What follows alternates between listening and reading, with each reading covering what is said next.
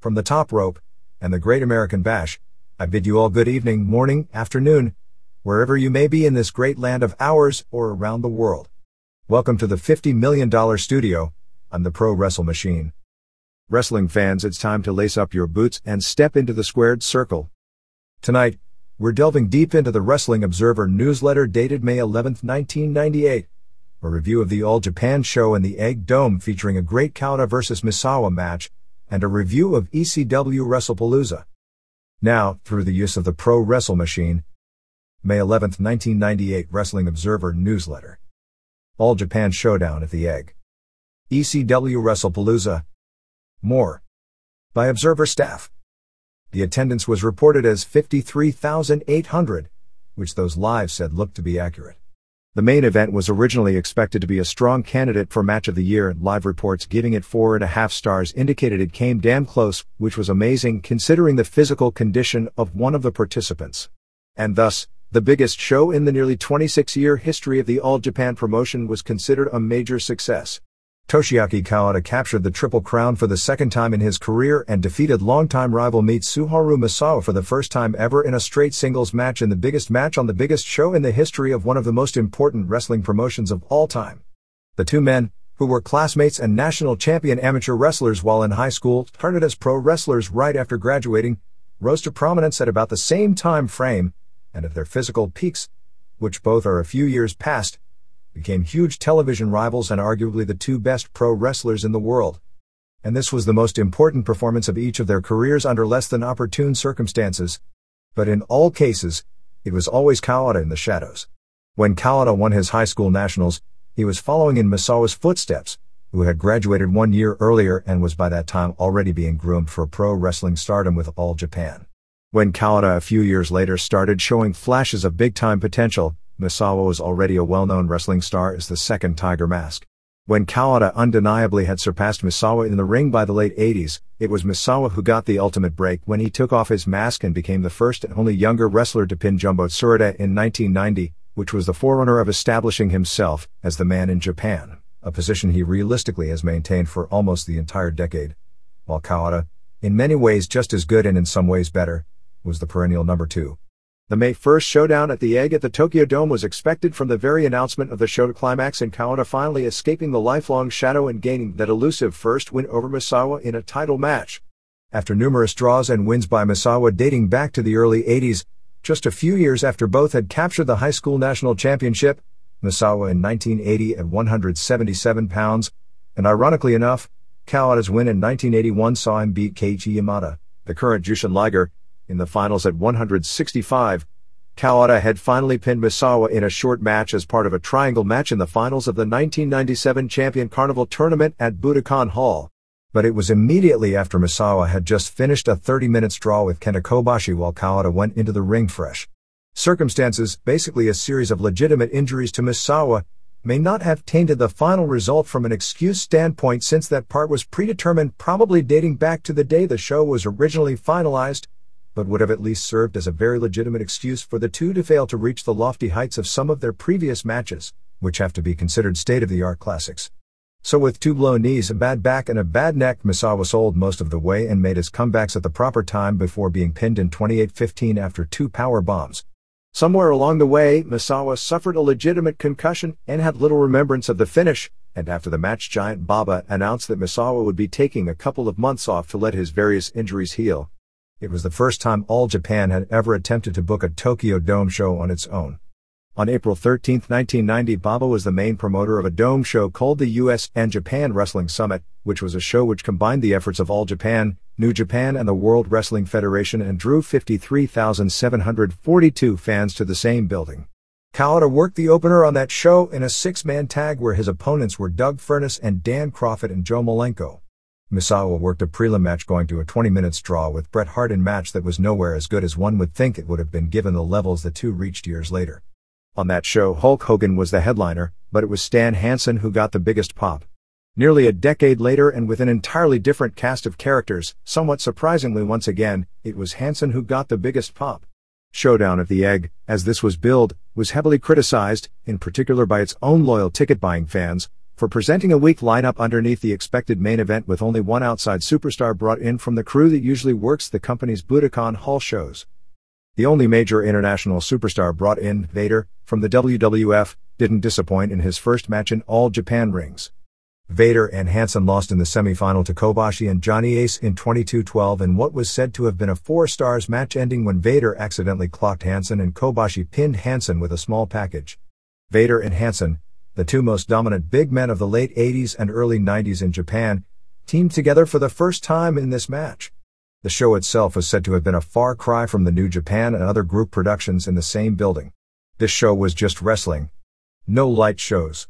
No special effects. No pyro. No elaborate ring entrances. Just 4.5 hours of wrestling, some good and some not so good, described as a Budokan show moved to the larger building. Even though the Vader appearance was said to be a huge success, Baba downplayed it after the show, talking to reporters. Baba said he thought Vader's performance was so-so, politically making sure in Baba's own pecking order he would be rated below the company's regular foreigners like Steve Williams, who gave notice to Baba and is expected to have his final match with the promotion on June 12 at Budokan Hall and is expected to sign perhaps this week with the WWF and move from Maui back to Shreveport, Louisiana. Ace, Hansen, and Gary Albright. He also downplayed a potential long-term business relationship with the WWF, who were represented at the show by Wally Yamaguchi, Victor Quiñones and Takamichi Inoku, saying that he wasn't interested in it, and that if he needed outside talent for big shows, he could use the Japanese independent wrestlers. However, at a press conference the next day, Baba praised Vader and said that he would like to work with the WWF to bring him back for the tag team tournament. He also said that with the success of the first show, he will try and book the Tokyo Dome next year on May 1st. Complete results saw 1. Satoru Asako pinned Yoshinobu Kanemaru in 6:28. Match was said to have gotten little crowd reaction. 2. Manukia Mossman pinned Daisuke Ikeda of the Battle Arts promotion in 10:50 with a DDT off the top rope followed by his Hawaiian Crusher, somewhat similar to a Death Valley driver. This was said to have been better than 3 stars. 3. Jumbo Tsuruta, Tomomi Tsuruta, got the expected big pop coming out teaming with Rusher Kimura, Masao Kimura, and Mitsuo Momota to beat Masao Fuchi and Haruka Eigen and Tsuyoshi Kikuchi in what was mainly a weak comedy match in 10:22 when Momota pinned Kikuchi by reversing a cradle. 4. The Headhunters, Victor and Manuel Santiago, made their All Japan debuts beating Shigeo Okamura of New Tokyo Pro Wrestling and All Japan's Tamon Honda in 9:24 when Headhunter pinned Okamura using a moonsault. Match was okay, but it was clear to everyone the Hunters both need to lose a lot of weight because they don't have the stamina to wrestle All Japan style. 5. Johnny Smith, John Hindley and Wolf Hockfield, Jim Roche, beat Gedo, Kiri Takayama, and Jado, Shoji Akiyoshi, in 12:31 when Smith pinned Jado with a reverse DDT. This was said to have been a very good match, particularly when Smith was in with Gedo. 6. In an interpromotional match, the All Japan trio of Akira Taue and Takao Mori and Masao Inoue beat the FMW/then trio of the Gladiator, Mike Alfonso, and Tetsuhiro Kuroda and Hideki Hasaka in 17:43, finishing when Amori pinned Hasaka after a bombs away knee drop off the top rope. This was said to have been 2 3/4 stars. 7. Steve Williams and Gary Albright beat Masahito Kakihara and Yoshihiro Takayama in 15:08 when Williams got his revenge for being pinned at the April 18 Budokan show by Takayama, by pinning him after a backdrop driver. This match was said to have been disappointing as the former UWFI-style wrestlers just did pro style rather than their own style. 8. Giant Baba, Shohei Baba, and Hayabusa Eiji Izaki, and Kentaro Shiga beat Giant Kimala 2, Benjamin Peacock, and Jinsei Shinzaki, Kensuke Shinzaki, and Jun Izumida, Ryushi Izumida, in 2019 when Hayabusa pinned Izumida with a Firebird, 450, splash. This was said to have been entertaining, with the crowd actually popping for Baba going against Shinzaki and in particular Hayabusa versus Shinzaki since the two are regular tag team partners. 9. Jun Akiyama pinned Hiroshi Hase in 26:35. This was probably the biggest disappointment on the show because on paper, it should have been no worse than the second best match on the show. The problem is that Hase is working full-time in the Diet Senate, and being off since January and being 4 days before his 37th birthday isn't conducive to doing a modern All-Japan style match of this length. This was described as having about 8 minutes of very good wrestling, and it was 8 minutes interspersed throughout the whole match and not just the final 8 minutes, and that the first 12 minutes were deadly. Hase came back from lengthy scorpion deathlock and figure 4 leglocks to get near falls with both a Northern Light suplex and Dragon suplex, before being hit with what was said to have been a newer, more dangerous version of Akiyama's exploder suplex for the win. 10. Kenta Kobashi and Johnny Ace, John Laurinaitis, beat Vader, Leon White, and Stan Hansen, John Hansen, in 22-12. The crowd was really into the first ever meeting of Kobashi and Vader. 11. Kawada pinned Misawa in 28-15. As expected, the two pulled out all the stops, and the only difference between this match and their numerous classics, highlights of which were airing on television for the past several months to build up the match, is they are so banged up. Still, Misawa used a missile dropkick followed by his elbow suicida, tope ending with an elbow shot. Misawa got him in the ring and used his face lock, and then went for a tiger driver, but Kawada spin kicked his face. Kawada used a brainbuster off the top rope, injuring Misawa's bad neck, and went after it with knee drops and a figure 4 necklock, which saw a near fall and a rope break submission.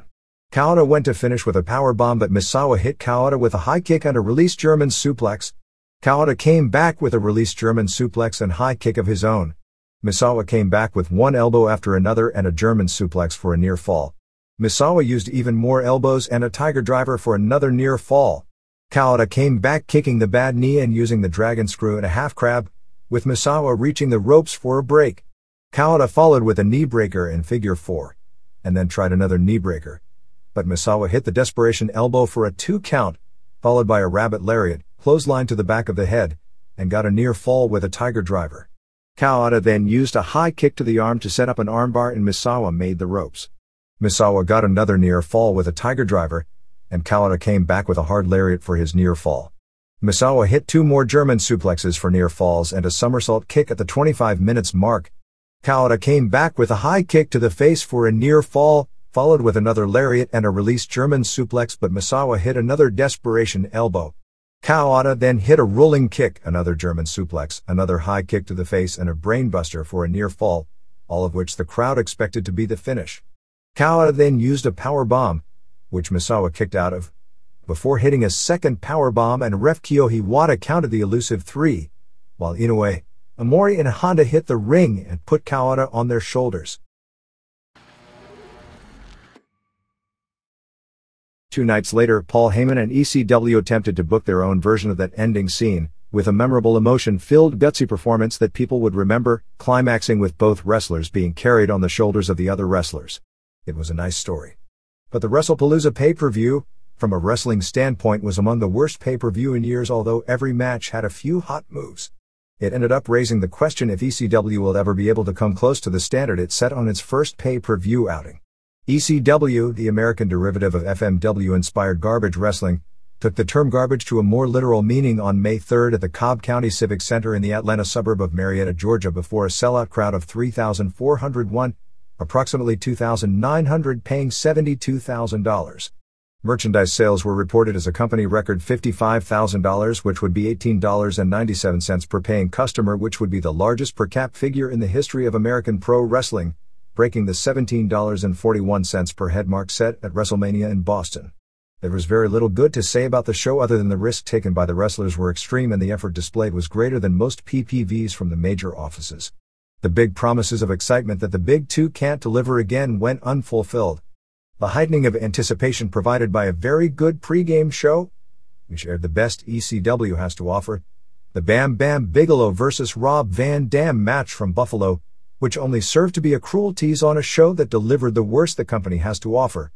Shane Douglas again tried to position himself in a live interview as being in the league of Ric Flair and Shawn Michaels, but while providing a gutsy performance that may well have rivaled Misawa or Michaels of late in that he had no business in the ring and didn't put on an embarrassing performance, surprisingly worked a match totally devoid of psychology and storytelling, which ended up exemplifying Douglas looks the look and talks the talk. But after one disappointment after another on big shows, the number of people he's able to convince he can walk the walk must be limited to only the most gullible. And when it was done, the basic feeling was that Paul Heyman is a miracle worker in the editing booth every Monday, but when the chips are down and it's live, the story is very different. Only one wrestler on the show wrestled at a major league level, just incredible, and he was a one-man show in his match. Bigelow, who is realistically the best worker in the company, didn't have a chance as he worked a match literally with an opponent who passed out in the middle of the match, and the rest who have experience were almost all out there too long with foes who aren't ready for prime time. Douglas has the look and the talk and had a very real excuse for not having the walk, but no excuse for not telling the story. Rob Van Dam is an incredible athlete, but in this case it was a rare Heyman miscalculation, rare because it was the same miscalculation from the previous pay-per-view show, in actually either believing Van Dam is another Shawn Michaels, or at least believing he's close to it, and can go 20 minutes. Or in this case, 30 minutes, without exposing him as a gifted athlete and tremendous personality, but needing to be carried by an experienced good worker if he's going to have to work a lengthy match and still maintain the facade of his inflated rep. Another theory on this from someone who watches Van Dam every night and noted that most of his matches are good, although far shorter than his pay-per-view matches, and he's had great matches with wrestlers who aren't even any good, is that because everyone knows they're overly judged by their pay-per-view matches. They panic and try to do too much. In ECW, it's also well known if a match live is either losing interest with the crowd or falling apart in execution, you just go over the guardrail and brawl and the fans will be satisfied. On a pay-per-view, you don't have that option and the guys can't pull it back when moves start missing or the crowd isn't buying their direction. According to Heyman, that was the reason for what happened with Douglas and Al Snow. They built up Douglas' legitimate medical condition hard on television and on the pay-per-view, and Douglas was apparently in such rough shape that he had to be driven from Pittsburgh to Atlanta since there is no way he can fly, and was hospitalized again 2 nights before the show in Atlanta. Douglas will be undergoing elbow surgery and his other medical problems. The sinus and palate injuries are even more significant, and the belief right now is he won't return to the ring until November, and the ECW title will be kept on him during that period, and the company will be built around Van Dam and the TV title. Then they did an angle where Taz once again injured both Douglas' arm, which was as a storyline said to be broken in 2 places.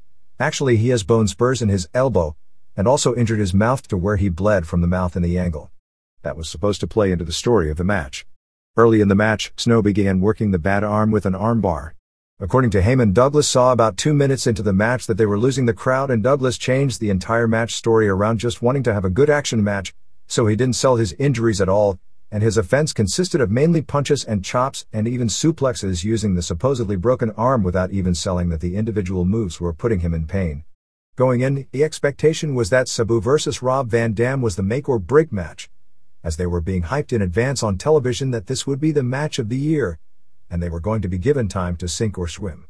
And the show would sink or swim with them. As it did. The match had several great moves. It wasn't a disaster from an execution standpoint, but it had no psychology or intensity and never built, and was a really bad match overall. The reaction to the finish was largely booing, although there were some chants for 5 more minutes, and the height of the embarrassment was in the middle of these guys putting their lives on the line with their incredible stunt work. The crowd, expecting a match of the year, began chanting for JYD. A lot more than simply a bad show, it was a more ominous reality that is now almost impossible to escape from, and not only while watching ECW, but this show exemplified it more than any other. With more money on the line than ever before, with more pressure to perform than any time in the history of the business, and with more demanding and smarter fans that recognize this as a performance and not a sporting event where winners and losers actually matter, the physical toll and physical expectations have gotten way out of hand. Whether it's Misawa or Michaels or Toyota a few years back who have to put on the greatest match of all time or something resembling that whenever they headline a big show or a pay-per-view, to people in pancrase and rings doing real shoots or very brutal works far too often, to small guys who never would have been let in the door in other eras making up for it by wowing fans with dangerous acrobatics, to less physically talented but incredibly motivated and hungry guys who really do love the profession and go to extreme lengths to do spots people will remember. The end result of today's game and the new levels of brutality and match quality was evident right before our eyes. This wasn't 36-year-old Misawa hanging on and avoiding surgery because of a big show booked after a lengthy and legendary career. This wasn't 32-year-old Michaels, who started as a teenager and became arguably the most physically gifted and charismatic performer perhaps ever. Any NFL player that has played 14 seasons is going to be banged up, and if the playoffs are coming, they'd do the same thing. It goes with the territory. But this was a group of wrestlers, most in their early and mid-20s, most of whom have had relatively short careers that by all rights should still be on the rise, and one after another, they came out with their bodies already shot because they love the game so much they don't use common sense to allow themselves to heal. Just as the long-term prognosis of yesterday's boxers wasn't a pretty one, the long-term prognosis of this wrestling style may not be either. And the physical breakdown from the style may wind up being worse in the long run than the drug usage that far too many are relying on to mask the pain and continue doing it. A few other notes. The Cobb County Civic Center, for some reason, and I don't know if it's lighting or the basketball hoops or what, looks Bush League. Heyman noted numerous problems working with the building and setting up the production. It used to look Bush League when WCW taped TV there years ago, and looked exactly the same today. Joey Styles desperately needs help on commentary. Granted, it's tough when the excitement isn't there and your job is to sell matches that aren't working, but the one-man show doesn't work on pay-per-view. Apparently Heyman spent $3,000 on heads to pass out to the fans for this show alone to give Al Snow the hot ring entrance. 1. Blue Meanie, Brian Heffron, and Supernova Mike Bucci beat the FBI Tracy Smothers and James Maritato in 9:27. This was an unannounced match, replacing the Taz vs. Chris Chetti match that was cancelled due to Taz injury. The crowd was really hot at the start of the match as Meanie and Nova get people going with their ring entrance and the FBI have a good act to open a show. Nova started with some innovative moves such as a choke slam into a reverse atomic drop and a bulldog and leg drop combination. They set up the dance contest spot with Smothers and Meanie, which really didn't get over like it usually does. Like every match on the show, this consisted of some daredevil moves surrounded by weak or no transitional wrestling. Nova did a crazy psychosis-like twisting moonsault off the top rope to the floor. But overall the match had good heat most of the way and Smothers in particular looked good. But as they built to the finish, the whole match began to unravel. Nova did a pescado on Smothers while Meanie missed a moonsault on Guido. Tommy Rich threw in the flag but before Guido could use it, Nova hit him with his Novocaine finisher for the pin. 1/2 of 1 star. 2. Just Incredible, PJ Walker, pinned Mikey Whipwreck, John Watson, in 9:54. Credible was the best worker on the show, which makes the second straight pay-per-view and carried this to the best match on the card. Whipwreck's knees are shot and he really looked bad as his punches, which he relied on, are among the worst looking in the business, which only underscored what a performance Credible put on. However, Credible is not over with the crowd at the level of his work. He was taking big bumps including a header over the guard rail, where he crashed into a kid in the front row. Whipwreck used a leg sweep into the guard rail and took almost a cactus jack-like bump off the apron banging the back of his head on the guard rail. Jason threw in a chair and Credible used a facebuster onto it and did a running knee into the chair into Whipwreck's face in the corner and a power bomb on the chair for a near fall. Jason put Whipwreck on a ringside table and Whipwreck got up to set up a spot where he'd suplex Credible off the guard rail and through a table. While it is what happened, it took forever to set up and Whipwreck kept falling off the rail. Nevertheless, it got a big pop. The two played dueling chairs with Whipwreck giving Credible's chair a brutal shot, which Credible sold as if he'd been the one hit. Credible took a Ray Stevens bump into the corner and Whipwreck caught him coming off with a spinning neckbreaker, followed by a monkey flip onto the chair for a near fall. After a Frankensteiner off the top on Credible, Whipwreck nailed Jason with a whippersnapper as he tried to interfere, which was a spot that looked like hell, and then hit Chastity with one off the ropes. He went for a tombstone, but Credible reversed it and dropped Whipwreck on a chair for the pin. I couldn't believe they showed the entire finishing sequence again in the replay because it looked bad enough the first time. 2 stars. 3. Chris Candido, and Lance Evers beat Axel Rotten, Brian Knighton, and Balls Mahoney, John Reschner, in 12:04 to retain the ECW tag titles. This started really weird. Axel and Balls were doing an interview in the balcony saying they wanted the match right now. Styles then said they'd changed the order of matches and Storm and Candido came out to their unique entrance where Candido gets mad at Storm's music and goes to the back and comes out to his own song. At this point Axel and Balls were still in the balcony and acting like they didn't know what to do, before hesitating a long time and going to the ring. Another match with some nice moves that fell apart. Mahoney did a good drop kick for a guy his size. Candido tried a pescado but Mahoney caught him and dropped him on the guardrail. Storm then dived out of the ring on Mahoney, and finally Rotten did a slingshot somersault to the floor onto all three, banging his knee and back on the floor in the process. After some hard clotheslines by Rotten on Storm, Candido tagged in and threw Storm to the floor to start the dissension story. Candido did one of those nice suplexes where he held his foe up for a long time, impressive since Rotten is so much larger, although Candido is almost freakishly strong as a shoot for his size. To show how well the match was going, at this point a loud Free Ric Flair chant started. Joey Styles ignored it. No heat at all for the match and the wrestling was bad. Candido used a Frankensteiner off the top on Rotten, but got up and was clotheslined by Mahoney. Rotten collapsed and headbutted Candido low. Rotten DDT'd both foes after they both leapfrogged him and hot-tagged Mahoney. Sonny ran out and slapped him. Storm saved Sonny, but Candido then shoved Storm out of jealousy. Mahoney then hit his finisher, the Nutcracker Sweep, similar to Michinoku Driver 2, on Candido. Then Storm came from the apron with this absolutely incredible springboard dropkick 70% of the way across the ring onto a chair, smashing Mahoney in the face, and went to cover him. Candido pulled Storm off and covered Mahoney himself for the pin. Candido and Storm then fought to the back. 1/2 of 1 star. In a surprise, they brought out Junkyard Dog, who, if you saw it, believe it or not, is only 44 years old, although he looked 10 years older and had to go about 380 pounds, and believe it or not, looking like he does, he still works indies fairly often in the old Mid-South area. JYD got a huge pop, which has its weird ironies since the original lure of ECW was presenting supposed good wrestling when the big promotions were feeding the fans immovable garbage like JYD on top.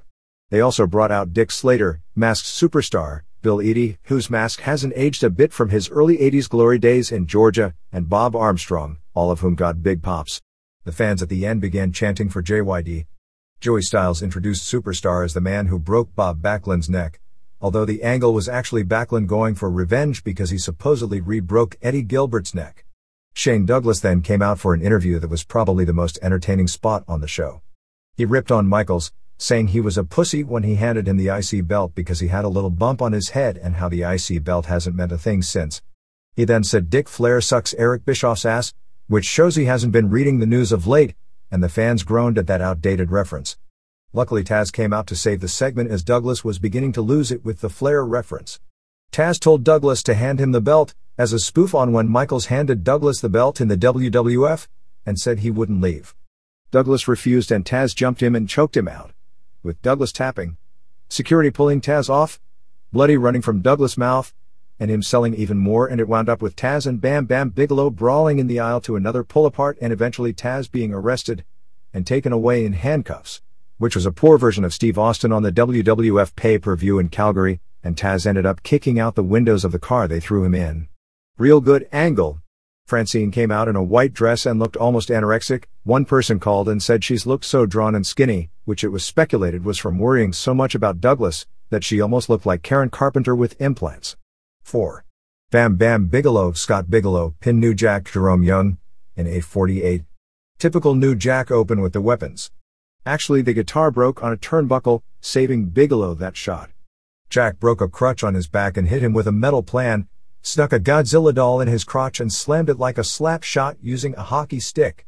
They wound up brawling to the back. The New Jack juiced fairly heavy, and in the brawl, New Jack apparently walked into a punch and was knocked out. Bigelow tried to cover for him and give him time to recover by throwing chairs on him. They had a plan set up to the balcony dive which theoretically would have made it not look bad, but with New Jack out, none of it was done. The match was built around a balcony dive, and by God, the guy was doing it dead or alive. And it wasn't funny watching the security literally dragging the passed-out carcass of New Jack up the stairs into the balcony, while Bigelow had to ridiculously stand there forever and act like he was still selling and groggy and kept looking at the balcony waiting for New Jack to set up the spot.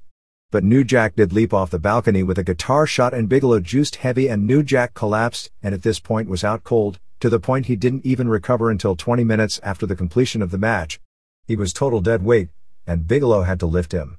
Since Bigelow couldn't hop the rail with 195-pound New Jack on his back, he had to literally dump him, climb over himself, and put him back on his shoulders.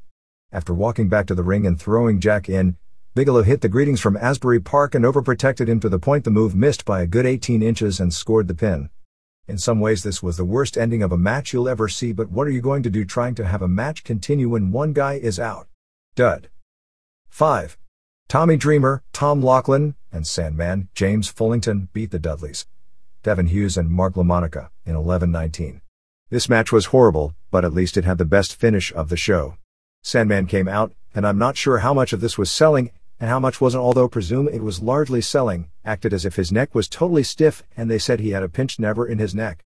It was pretty clear he couldn't wrestle, and they did a spot where he took a bump into the guardrail and they carried him out on a stretcher.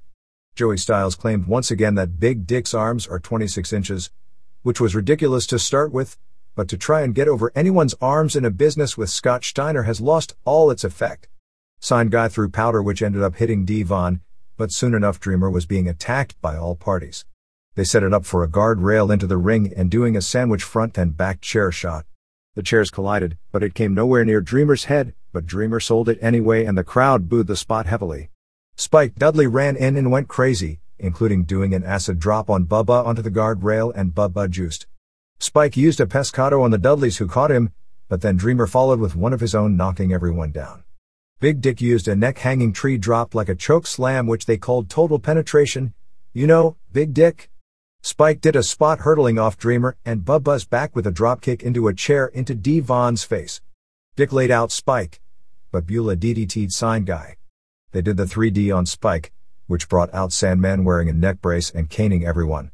Finally they built to the spot where the Dudleys were in the ropes and paid back for the Florida angle, with Sandman clocking Devon with a cane and Dreamer clocking Bubba with a chair, followed by them each delivering a DDT and scoring a simultaneous pin. 1 star. 6.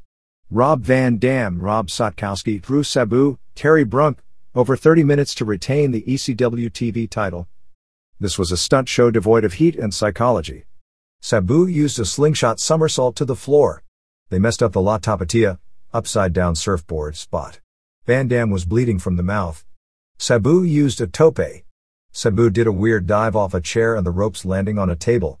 Sabu had perfect aim throwing chairs the entire match. Van Dam went for a Van Daminator coming off the guardrail, but Bill Alfonso pulled the chair away. Joey Styles totally overplayed the really dated storyline about which corner he was going to be in, particularly making way too big a deal about this as the one he wants to win every time he helped one of them. Sabu used an Osai moonsault on Van Dam at the guardrail. He missed a triple jump moonsault. At about this time, with no heat for the match at all, the fans started a loud JYD chant which basically told the story of the match. It got no better, which was sad because there actually were a ton of good moves during the match. Sabu did a really cool Arabian press with Van Dam tied in the ropes. Sabu tried a springboard into a DDT on a table spot that was totally messed up. Sabu threw some more chairs to the head and a Frankensteiner off the top onto an already broken table, which looked bad due to furniture problem. At this point Sabu threw up right on camera, which may be a pay-per-view first. Van Dam missed a slingshot spot by a foot and then did a leg drop off the top rope onto a chair. Sabu threw another chair to the face and followed with a Frankensteiner off the guardrail. Van Dam then hit the Van Daminator for a near fall. He hit a great twisting frog splash for another near fall. Sabu threw another chair to Van Dam's head, used a leg drop with a chair and an Arabian facebuster. Sabu threw in a table, but the table wouldn't stand up. Fans booed. Van Dam then went under the ring and pulled out a table, and the entire gimmick was exposed when you saw under the ring an entire pile of tables. Sabu threw another chair at Van Dam's face. Eventually Van Dam put him through a table with a frog splash.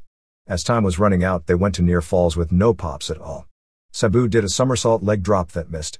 He used a sloppy German suplex. Van Dam did a split-legged moonsault.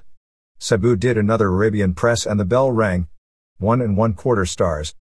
Before the main event, they aired a video feature on Douglas starting with his winning the NWA tournament in 1994. It was almost like watching a soap where they changed the actor playing the character in midstream. That's how different Douglas then and now looks with the added 30 pounds and totally different facial features.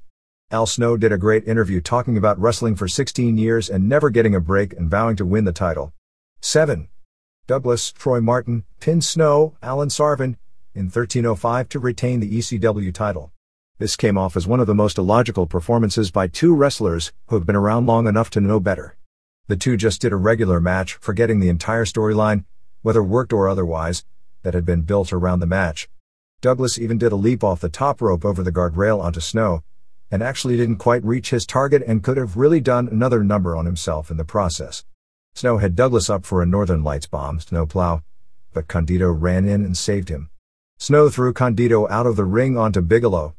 Douglas hit a belly-to-belly for a near fall.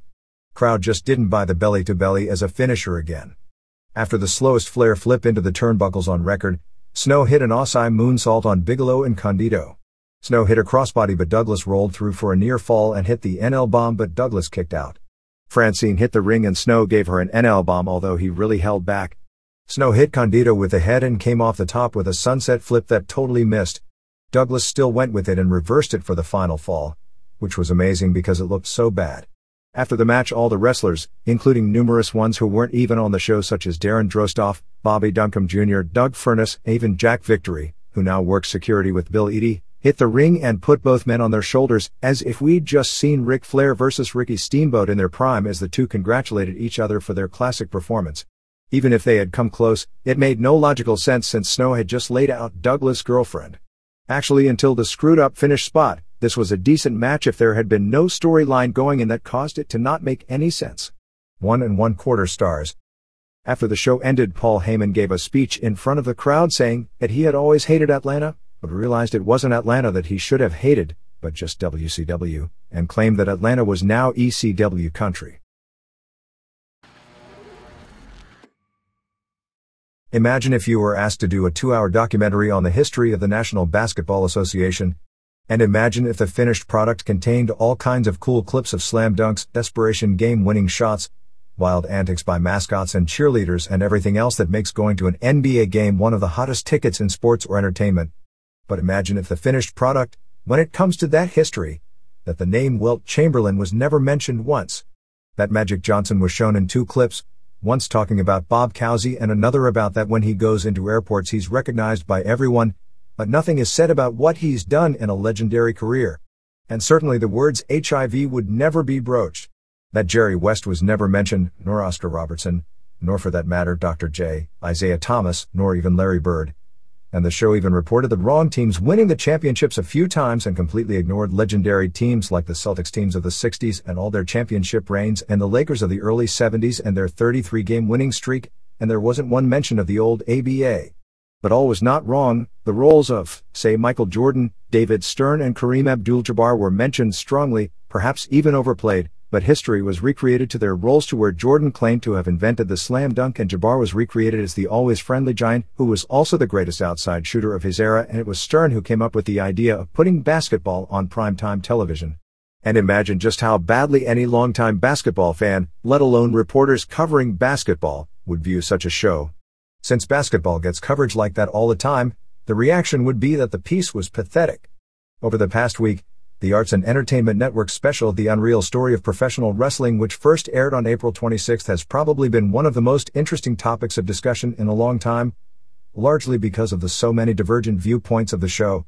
Despite some backwards thinking that pro wrestling and the audience weren't conducive to one another, the show drew a 2.5 rating on its first run, which had to have been hurt to at least a small degree since it went head-to-head with a WWF pay-per-view show. It was the 5th highest-rated show on all year. Before seeing the show on its replay airing, I'd been told and read that it was great, awful, boring, a puff piece. Not a puff piece. That the first half was great and the second half terrible. That the first half was boring and the second half great, and everything in between. It was well received in virtually every newspaper review, largely because the so-called secret, the one about all the matches and antics not being on the level, was revealed early on. Which meant the piece had immediate credibility. Which it probably shouldn't have had a lot of. I knew the main complaints before ever seeing the show. The ones about Bruno Sammartino's name never being mentioned. That Ric Flair's role was underplayed. That the steroid and other scandals weren't addressed. The Monday Night Television wars were never mentioned. That the whole promotional war of the past 14 years was largely glossed over, and much of the current era of wrestling was largely limited to a fictitious backstory involving the Hulk Hogan vs. Andre the Giant match at the Pontiac Silverdome in 1987. I'd been warned about the condescending nature of the narration by Steve Allen. And that they used clueless college professors and an amateur wrestling historian with virtually no knowledge of the pro game as experts. I figured before seeing the piece that the early history would be distorted, because, let's face it, nobody really knows the truth of what went on in those days because everyone involved is dead. The oldest people alive who were in the middle of the game, such as Thez, who recently turned 82, played a prominent part in the piece and probably would have as much knowledge as anyone as to what went on then. But even his knowledge was based on memories of stories told to him more than 60 years ago about events that took place 30 years before that, as very little of the true stories ever made the newspapers. So while one could use early newspaper documentation to write a great historical piece on wrestling, there would be a lot of backstage maneuverings that were important that had been long since forgotten for all eternity. But in that regard they did use Thez, who was the best source possible for the early period of wrestling. But I also figured that the closer to the present, the more accurate the story would become. Figured wrong on that account. But since pro wrestling has so little known history, unlike the NBA, few would know the difference, and whatever was presented as such would be accepted by virtually anyone watching as long as they admitted that at some point in history pro wrestling became something other than a real sport. So where do we start? They showed a lot of clips of, among others, Shawn Michaels and Cactus Jack taking great bumps, Dean Malenko and Rey Mysterio Jr. doing cool high spots, and mainly WWF performers involved in ECW-inspired table-breaking and stunt show high spots. It was interesting seeing whatever brief clips they could find of Strangler Lewis, Argentina Rocca, and some of the old photos. It was hilarious seeing a clip of a clueless television announcer from the 50s who made Ed Whalen took like Jim Ross have to be told over and over again that the wrestler sitting next to him was Angelo Poffo, who was never mentioned as the father of Randy Savage. And Vince McMahon and Hulk Hogan both proved once again why they're the smooth operators in this industry. By revealing quickly and unequivocally that wrestling is theatrics and entertainment, and not true sport, they established credibility with the people doing the show to the point that Chris Mortensen, not the famous ESPN sportscaster of the same name, who produced the piece, stated in an article in the Norwich, Connecticut Bulletin that McMahon was the most forthright of all his interview subjects. Both were then able to basically rewrite modern history and their roles in it to their favor, and the piece either totally distorted or mainly ignored the history of their competitors during the modern era. But Hogan, who claimed pro wrestlers were the greatest athletes in the world, although constantly making sure everyone watching knew pro wrestling wasn't real sport, didn't escape unscathed as both Gorilla Monsoon wouldn't know a wristlock from a wristwatch, and Thez, on a scale of 1 to 10, he was a 0 or a 1, ripped on his lack of wrestling skill. I did get a kick out of Thez's portrayal of Rocca as someone who wasn't much of a wrestler but someone he considered his friend, and who he sold out Madison Square Garden twice against. I was under the impression the Rocca-Thez matches at MSG were box office bombs, and it was one of the reasons Vince McMahon Sr. never used Thez as his top star. Thez's portrayal of Rocca on the show contrasts greatly with his portrayal of Rocca in his autobiography, Booker, which is probably still the most entertaining and close to accurate book on the history of the wrestling industry in North America. But let's start our journey on the unreal story from its beginnings, the sport of pancration, the most popular sport in the original Olympics in Greece in 776 BC, which according to the piece, more often than not ended in death. That isn't entirely untrue, but is misleading. The original pancration from the original Olympics, which was basically free fighting, much as today's UFC, and is where the term pancrase comes from, was the original combat sport in Greece. Unfortunately, like true shoots today, some of the matches were entertaining, some weren't, but the injuries and bloodletting in the sport couldn't match up to the spectators' imaginations of what the fights should look like. The only recorded death in pancration was in the Olympics in 564 BC, some 200 years after its origins, when a multi-time champion, actually after forcing his opponent to tap out, saw his unsportsmanlike opponent jump him after the match and not let go of a choke hold. Since they didn't exactly have newspapers and mass communication in those days, no doubt that wasn't the only death in 200 years, but the idea it happened with regularity is completely untrue. It was up to the Romans to create the gladiator spectacle that evolved from the original pancration, giving the fighters spiked gloves for their fights. As you can imagine, with weapons like that, deaths occurred at an alarming rate, and with the decline of the Roman society, the sport of pancration was largely forgotten and replaced by sports like boxing and Greco-Roman wrestling. Next on our journey was that pro wrestling was the sport of presidents, as numerous ex-presidents, most notably the two most famous of them all, George Washington and Abraham Lincoln, were said to be wrestling champions in their respective youths, and it was said that Lincoln participated in more than 300 wrestling matches. Anyone who has studied the written word of wrestling for any length of time has heard those stories so often that they must be true, but anyone knowing the reality of wrestling stories can imagine a clever turn-of-the-century promoter making them up. In time, even Benjamin Franklin was portrayed as a champion wrestler, as storyline, and having them repeated to death to where the fiction has become reality. You know, like the story about the NWA title belt dating back to 1905, this piece actually ignored the very existence of the NWA, its title and its champions. The reality was probably no more real than the reality created by baseball promoters of General Abner Doubleday inventing baseball in Cooperstown, New York in 1839. The truth is, with all that was written about the lives of Washington and Lincoln during their times, if they had ever been wrestling champions, and for the most part, the sport in all reality never existed in Washington's day and barely did in Lincoln's day, you would figure there would be tons of documentation. Truth is, the only accounts of Washington wrestling were created long after he was dead. There is documentation of Lincoln, who was a physical giant for his time frame, towering over normal-sized men the way Shaq would today, standing 6'4" and being an impressive physical specimen in his youth from hard physical labor, having 2 matches in total. The first, When working as a giant storekeeper, people in the town rallied him to fight a much smaller man who was the local bully, and with his size he handed out a thrashing to him. The other was in 1832, at the age of 23, was when he was captain of a volunteer army unit that was putting down an Indian uprising. They had a fight between Lincoln and a tough soldier from another unit, who put the future president down, and that was the last time Lincoln ever embarked in that sort of combat. We next moved to Frank Gotch and George Hockenschmidt, and it is true that Gotch was a national hero in his day and that their 1908 and 1911 matches were the most famous wrestling matches, from an encyclopedia standpoint, in American history. The piece noted how Gotch had won the first meeting, but Hockenschmidt had cried foul, claiming Gotch oiled his body, allowing him to slip out of holds. For the rematch, Gotch's backers bought off noted hooker Ad Santel for $5,000, an incredible sum in those days, who was working as a sparring partner for Hockenschmidt, to double-cross him in training and tear out his knee, and that Hockenschmidt was then easy prey for Gotch in the match. There was more to that story. Hockenschmidt wanted to pull out when injured, but because there was such a big advance, it was said to have attracted the largest crowd ever to witness an American sports event, with the exception of a horse race up to that point in history, which I have no idea if that is true, but it did draw around 30,000 fans, paying $87,053, which in 1911 would be like millions today, but was promised they would do a working match. Many of the wrestling matches in those days were already worked, although most histories of wrestling, including this one, seem to peg working matches as starting in the 1920s.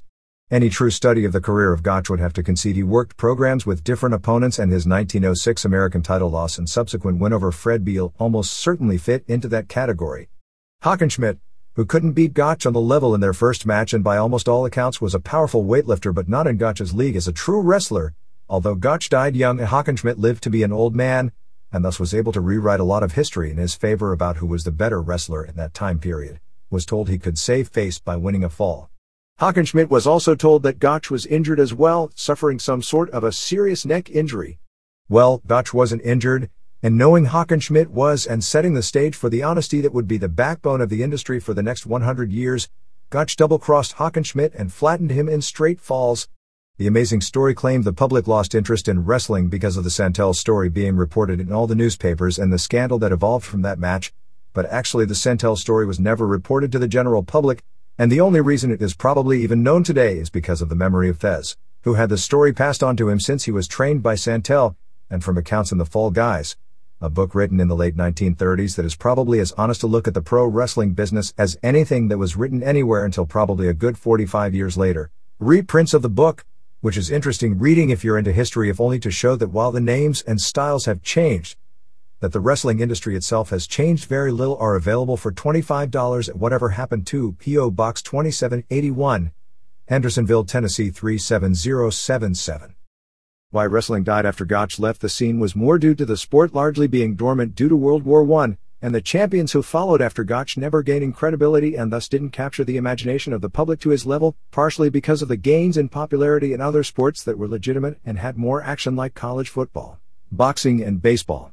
Besides, nobody could take it as serious sport after court documents regarding a scandal in a 1915 tournament in Madison Square Garden revealed that the results were fixed and many newspapers stopped covering it. It was also common practice in other newspapers during that time of wrestling promoters putting sports writers on the take and getting positive coverage of their matches and giving the matches credibility as true sports contests, and in the Midwest wrestling during that time period still flourished. According to Mike Chapman in the piece, who is a legitimate expert historian on the sport of amateur wrestling, but not on pro wrestling, although he did write a 1990 book on the life of Gotch and has also written a book on the life of Danny Hodge and works together on a Wrestling Hall of Fame project with Thez. The reason the real sport of wrestling then died and working began was because the public tired of attending live matches that often lasted 5 hours or more. As modern times have shown, working matches as a general rule are more marketable and entertaining than shooting matches, and money is the root of all in wrestling. In reality, pro wrestling was generally manipulated from the start. The manipulations became more exaggerated so it didn't look as credible, because it was easier to entertain crowds with gimmicks and theatrics mixed into the wrestling. It evolved from the carnivals and from real wrestlers going into towns, losing matches on purpose, setting up huge side bets on themselves against the biggest, toughest guy from the town, and then, with their wrestling skill, beating him and taking all the money from the town before leaving and playing the same game in the next town. Playing that same game before a larger audience was largely natural evolution, and had nothing to do with the very few 5-hour matches that took place. Occasional true shooting matches did take place as pro wrestling, but they were probably less prevalent than even in today's wrestling due to rings and pancrase. Because they were shoots under the rules of wrestling, and like submission fighting today, they either ended quickly and decisively, or lasted a long time and were boring to the general public.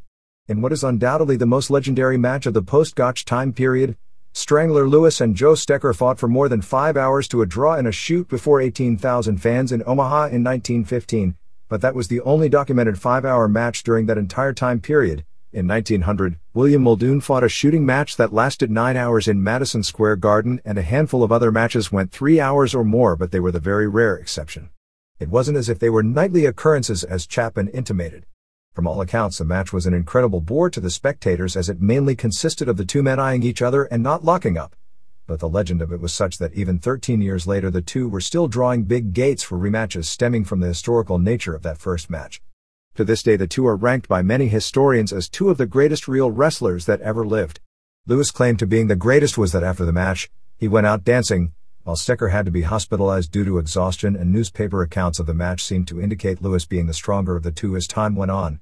Lewis tagged as the greatest wrestler who ever lived, and there is little dispute he was one of the best real wrestlers of his time and was legitimately pro wrestling's equivalent to a Babe Ruth, Red Grange, or a Bobby Jones, the most famous and highest paid pro wrestler and the perennial world heavyweight champion of the so-called golden age of the 1920s, comes from the memories of Thez, who idolized Lewis, and who was later managed by Lewis in his own heyday as NWA champion. The two became best friends until Lewis' death in 1966. Stecher, John Pesek, and Toots Mondt, among others, are also claimed by people from that era, with the tag as the best ever, although Lewis was the biggest drawing card of that quartet. The special did paint Lewis out as the dominant pro wrestler of his era, which was true, and the fact he was given the world title so many times was both because he was part owner of the dominant wrestling promotion of the time, hinted at but never quite said, and because he was so feared that nobody would dare double-cross him, as historically in the 20s and 30s there were numerous double-crosses as it related to the world title, usually in the time period when Lewis gave the title to someone, and they got trapped before Lewis could win it back in a rematch. The piece ignored the double-crosses, which were an important part of that period's history, but then again, in 2 hours you can't cover every significant story in nearly 100 years. To say Lewis was the greatest wrestler who ever lived, well, we know that Jesse Owens couldn't outrun Donovan Bailey, and we know that Johnny Weissmuller couldn't even outswim any top female swimmer of today. I don't believe that it is any different in any other sport where we can't directly judge based on how much weight was lifted, how far an object was thrown, or how fast the athlete ran or swam. I don't buy that George Mekon could hang with Hakeem Olajuwon or Jack Dempsey hang with Evander Holyfield, and wrestling would be no different. Advances in nutrition, training, coaching, and the evolution of the species to much larger and more agile people relate to ability in wrestling as much as in basketball, baseball, track, and swimming. But even in his era, the idea that Lewis could have beaten any wrestler anytime he wanted, while probably true in 95% of the cases, would be a bit of an overstatement. The story claimed that Lewis retired in 1932, although he actually wrestled and in fact had many famous matches years after that, and that he met Thez in a workout 4 years later. After Lewis, they covered Jim Londos, who undeniably was the biggest drawing card of the 1930s and still drew big money in wrestling as late as 1959 in Australia. It portrayed wrestling's popularity falling victim to the Depression and crowds dwindling down to nothing due to newspaper reports of its fakery, when the truth was almost the exact opposite. During the Depression, pro wrestling, like the movie business, flourished, probably because people were looking for escapist entertainment. There were numerous baseball stadium shows that drew upwards of 20,000 in those days, often with Londos or Lewis on top. But pro wrestling had weakened by the late 1930s, and some of the blame, at least in New York, can be placed because famous reporter Dan Parker wrote columns with inside information about who was going to win ahead of time because of a source within the industry, believed to have been Jack Pfeffer, who later became a famous promoter and at the time was looking to kill interest in wrestling, probably to kill the existing promotion so that he could take the territory. But even then, Branko Nagurski, at the time the best football player in the NFL with the world champion Chicago Bears, quit the sport at the peak of his career because he could make more money as a pro wrestler and rapidly became the sport's biggest draw from his football name, although by the 1940s, only a handful of people were making full-time livings as wrestlers. Thez was portrayed as the next great champion, and no doubt Thez came closer to being undisputed world champion than any wrestler since that time. The piece said Thez, because of television, was the most watched man in America. Although Thez was the most well-known world champion during the era when wrestling and roller derby were the staple of prime-time television on all 4 networks as many as 5 nights per week, the biggest television star of that period was Gorgeous George, whose mainstream fame due to TV at his peak was more than any wrestler in this country before or since. In 1949, George was considered the #1 television star in the country and sometimes could command as much as 50% of the gate for a house show main event, claims Hogan could never even come close to. From that era, George was featured, as was Buddy Rogers, who was presented as the greatest performer of that period, a Ric Flair of his time frame although the comparison with Flair wasn't used in the piece, and a reputation that undoubtedly he deserved, being that Rogers may have been one of the least liked people in the industry and any praise he got from fellow wrestlers in his prime was usually very much begrudging. Argentina Rocca and Vern Gagne, all without question the top stars of the early television era, 1949 to 1952. The subject of women's wrestling was brought up, and this is where the history of wrestling and the amazing story version of such began to really fall apart. It talked about Mildred Burke, the biggest money-drawing female wrestler ever in the United States, talking about her marriage to Billy Wolfe and retiring undefeated as champion in 1954. This portrayal was about as accurate as a portrayal of the characters Ward and June Cleaver fitting into an episode of Jerry Springer, which is clearly where the Wolfe/Burke relationship fell into. Burke is an amazing story all to herself, and in fact a movie on her life is being seriously discussed at present, and to gloss it over as being married to a promoter and retiring as undefeated champion is an amazing bit of fiction, every bit as ridiculous as a historical package in 40 years stating that one of the great wrestlers of the 1990s was Bret Hart, who was like a son to the big promoter of that time, Vince McMahon, and Hart retired undefeated as champion in 1997. In a sense, Burke never did the job before basically being blacklisted out of the business, but did get the title somewhat stolen from her in a shoot, as opposed to a double cross, that actually ended in a draw stopped by the commission in Georgia. Fabulous Moolah was then profiled, with Moolah on the air claiming to have won the title in a tournament in 1956, which did take place in Baltimore although it was a different version of the title than Burke's and it was a work tournament, and claimed to have never been beaten for the title which she still holds today, which is far from historically accurate as she dropped the title numerous times, including the most publicized women's match of the modern era being her 1984 loss to Wendy Richter from Madison Square Garden, which aired live on MTV and was the beginnings of the McMahon promotion machine taking hold. Among others, Moolah lost the title to over the years were Betty Boucher, Yukiko Tomoe, Chio Obata, Velvet McIntyre, and finally Sherry Martel, as well as possibly Susan Green, Evelyn Stevens, and Betty Nicoli. The 1960s and 1970s were largely glossed over, as if they existed but that nothing important happened in wrestling until Vince McMahon changed the game, which enabled a history piece on wrestling to ignore such names as Bruno Sammartino, Dory, and Terry Funk, Jack Briscoe, Superstar Billy Graham, Ray Stevens, and basically everyone but Fred Blassie, Gorilla Monsoon, and Killer Kowalski from that era, not surprisingly all 3 of whom are tied to the present-day WWF front office.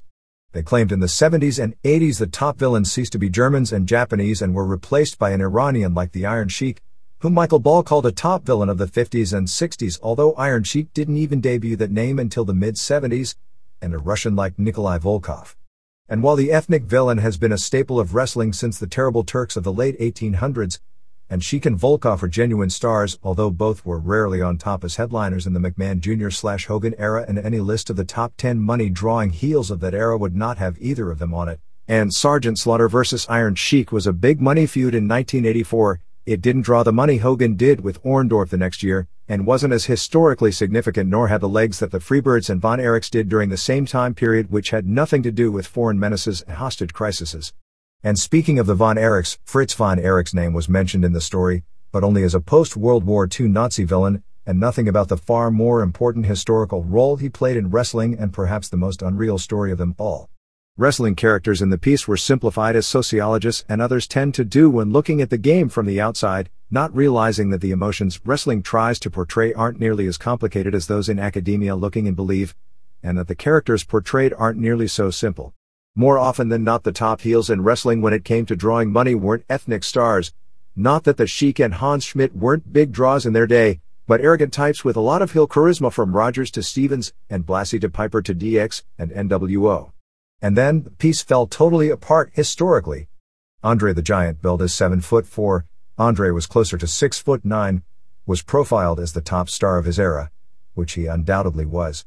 Watching the clips of Andre in his youth was shocking today because Andre was such a monster for his time, but that WCW's current giant at the same age, Paul White is 27, the same age Andre would have been in 1973 or just about the time Frank Valois brought him to Vince McMahon Sr. and McMahon Sr. changed his ring name from the Montreal office's creation of Gene Fair, appeared from watching Andre clips today to be 3 or 4 inches taller and probably 100 pounds heavier than Andre, not to mention a whole lot more agile and athletic, and that actually Andre was shorter than Kevin Nash, as Nash towers over Hogan in a way Andre never did.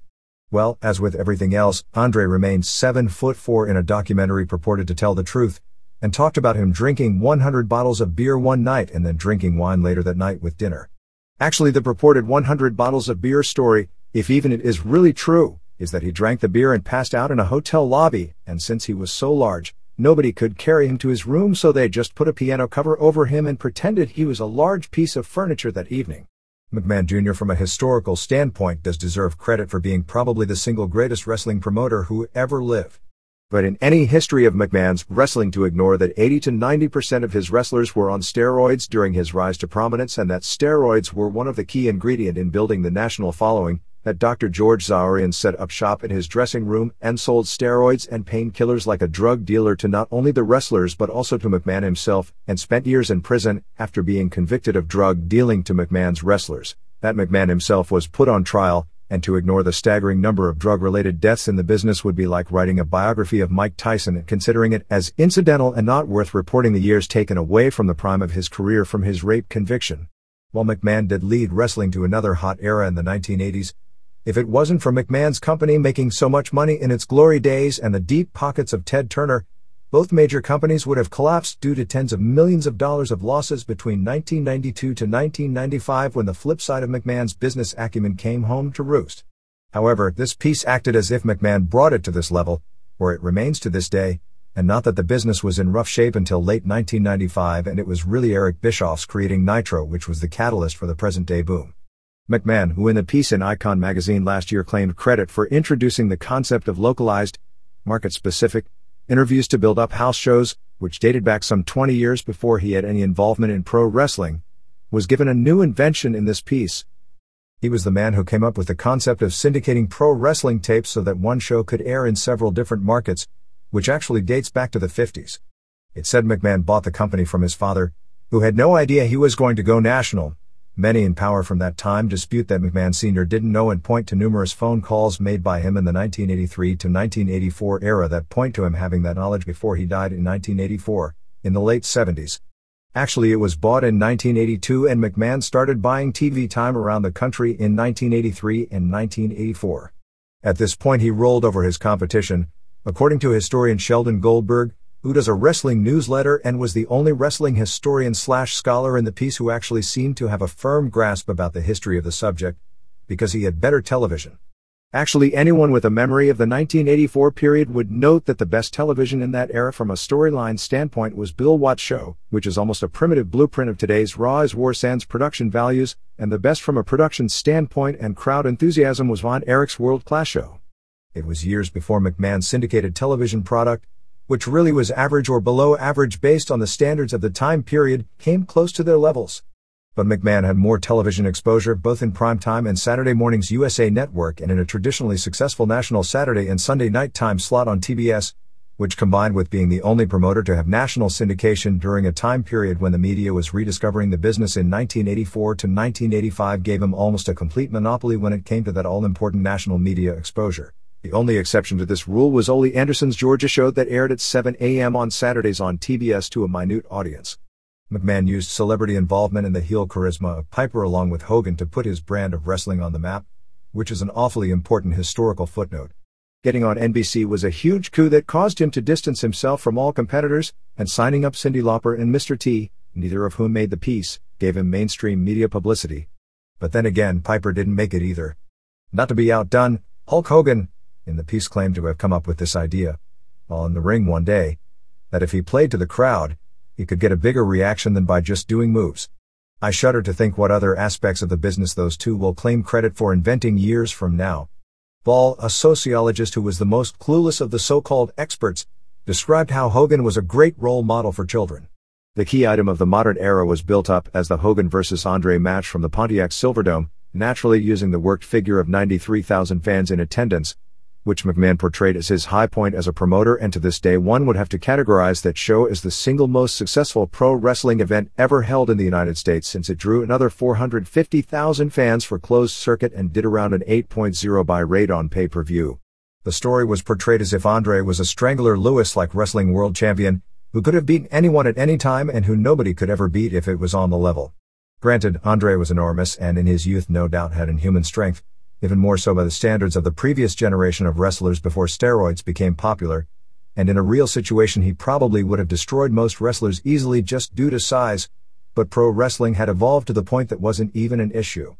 And what Andre could and couldn't do when challenged by that point in time was established in the Akira Maeda fiasco.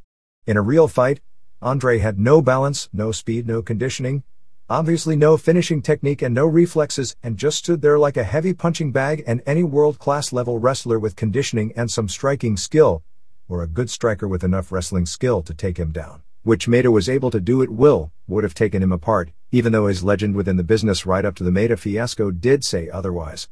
Of course Hogan didn't fit into that category, but none of that was relevant to begin with. Anyway, the story portrayed was that nobody knew if Andre would put Hogan over until they got in the ring, that Hogan was scared because in reality nobody could ever beat Andre. And it was Andre's generosity, knowing the end was near. Hogan claimed he died shortly after the match, although the piece did note Andre's death as 1993, although the 1987 date of the match was never given, so it did come across as if Andre died shortly after the match. That caused Andre, who nobody could have ever beaten in real life, to give Hogan the win and the title and make Hogan the biggest superstar in the game. In fact, Andre wasn't the champion going into that match. Hogan had been champion for more than 3 years at the time, and Hogan's status as the game's biggest drawing card dated back 6 years before that specific Andre match. As a career break, Hogan's late 70s and early 80s matches with Andre in the Northeast, South are what originally put him on the map as a major player before his cameo in the Rocky movie and his amazing popularity in the AWA and Japan. While having hazy history of a world most have long since forgotten is understandable, and some would even say under the circumstances Mortenson's efforts were laudable from someone coming from the outside with no knowledge coming in, whatever excuses can be for the piece fall apart in the Hogan-Andre portrayal because it talks about a well-known situation of not all that many years ago. Several, including some who were in major positions in Titan Sports in 1987, have pointed to the fact that there was never any doubt Andre was going to lose that match. Andre had already put over Kanek and Antonio Inoki, the Hulk Hogans of their respective cultures at the time, in 1984 and 1986 respectively, giving them both the big body slam and the clean win in the middle, and the fact that Hogan and McMahon both had the same backstory, as a sign that they are regularly talking today. That could be true, and one source very close to Hogan indicated he knew it was true, but it also could be simply that one had started the story, and the other, when asked about it, since both would want to see Andre portrayed as larger than life for historical purposes because both, like the man, would have gone with the story. But even the Hogan-Andre story came across as factual next to the portrayal of the wrestling war. Well, in the 80s, there never was one, just Vince McMahon using his mind, but not his pocketbook to roll over everyone. And then, according to the piece, one day Ted Turner called up McMahon and said, "I want to get into the wrestling business," and Vince said, "I'm in the entertainment business." Big difference. So, seeing the success of McMahon and Ted wanting to get into a thriving industry, he out of sheer cloth created WCW and raided some of McMahon's biggest names like Hulk Hogan, Randy Savage, Ric Flair, Sting, Lex Luger and Diamond Dallas Page using his deep pockets. The current scene was described as consisting of the two big companies, and it said that there were no minor leagues in wrestling, with ECW the zillions of independents, nor the fact pro wrestling is popular internationally, never even being mentioned. But hey, they admitted it was fake, so therefore, everything else must be accurate. After a slew of last-minute changes, the UFC card for May 15th from Mobile, Alabama has been finalized. The new lineup will feature a middleweight title match with Frank Shamrock 3-1 against Jeremy Horn 9-2-3, who is ranked number 22 in the world in that weight class according to the latest Fighting Sports newsletter. Horn's record includes a win over Gary Myers, a loss to Jason Godsey and a draw, which by most accounts, if there had been judges, he'd have been awarded the decision against Dan Severn, so Horn is by no means an opponent who should be easily squashed. This match won't air on the pay-per-view show, but will be held for the July pay-per-view, which will be a taped show and advertised as the main event on that show. UFC officials David Isaacs and Bob Merowitz just returned this week from Brazil, where they were attempting to put together a deal for a September pay-per-view show which would emanate from that country. The pay-per-view main event will pit Mark Coleman 6-1 against Pete Williams 3-0. As it turned out, Egan Machado never signed to do the match, claiming a knee injury suffered while in training. Williams, who won a tournament in Hawaii a few years back, is a childhood friend of Jerry Bullander and a protege of Ken Shamrock. It will be Williams' toughest match to date, as he's coming off a win over Joop Castile in rings last September, and his only loss in limited rules events would have been a 1996 loss in the finals of the Pancrase Neo Blood tournament to Yuki Kondo via decision. It appears the idea is for Coleman to get a win here and set him up for the originally planned title match with Randy Couture in September, as when Couture was injured, the Raw team offered UFC Tom Erickson as a replacement, and as you can see that wasn't even seriously considered. Mike Van Arsdale 3-0, ranked number 14 as a heavyweight coming off a tough overtime loss in the National Freestyle Finals to Melvin Douglas, will make his UFC debut against Francisco Bueno, a Brazilian Jiu-Jitsu black belt making his NHB debut. The only singles match remaining from the original card pits number 21 ranked Tank Abbott 7-6 against number 17 ranked Hugo Duarte 6-0 in a match that should seal the reputation at least of the loser. One more heavyweight singles bout has debuting Andre Roberts, a 380-pound Indian wrestler, 4-0 against Harry Moskowitz 2-4. As of the last word, it appears that Dan Henderson 2-0, ranked number 16 in his weight, despite being injured in the recent Greco-Roman Nationals, will do the middleweight tournament and face favorite number 9 ranked Alan Goes 3-0 in one semifinal, and the other will pit number 19 ranked Bob Gilstrap 5-2 against number 13 ranked Carlos Newton 2-1. The tournament winner is expected to get a title match with Shamrock in either September or December. Monday night ratings were largely uneventful on May 4th. WWF, going unopposed, drew a 5.51 rating, 5.47 first hour, 5.54 seconds hour, and 8.3 share, a little down from last week but still the second highest rating in the history of Raw. For actual record purposes, last week's show did a 5.69, not a 5.71, as USA Network increased its number of homes slightly last week, which makes the slight mathematical change in rating. As of this week, USA Network reached 73,604,000 homes, 75.1% of the country. TNT reaches 73,338,000 homes, 74.8%, and TBS reaches 74,505,000 homes, 76.0%. Nitro, a 2-hour show starting 1 hour earlier due to the NBA, drew a 3.48 rating, 2.53 first hour, 4.45 seconds hour, and 6.5 share. The Lakers-Sonics game on TNT that went head-to-head with Raw drew a 4.18 rating and 6.6 share, which is actually a great primetime cable rating for basketball. There was little of note in the quarter hours. WCW continually grew, picking up a large audience at 8 p.m. when the show traditionally starts. But judging its second-hour rating in the first-hour slot, traditionally a strong barometer of the show as a whole, WWF has the momentum right now, and that is expected to become evident on May 11th when the NBA has no playoff games and both shows are in their regular time slots head-to-head. Despite going unopposed and having a very entertaining show, Raw didn't show any ratings growth over the 2 hours.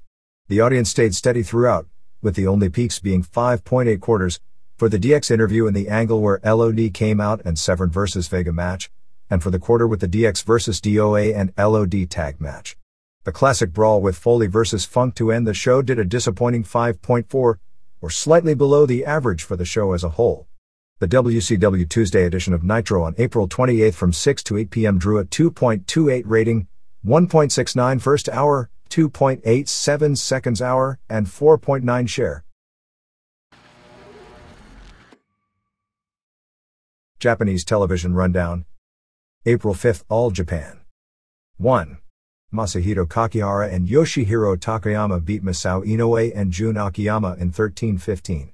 Great stuff since most of the match pitted Kakihara against Akiyama, and Kakihara is starting to adapt his style well into All Japan style. Kakihara did an awesome roll through into a knee bar on Inoue for the submission finish. 3.5 stars. 2.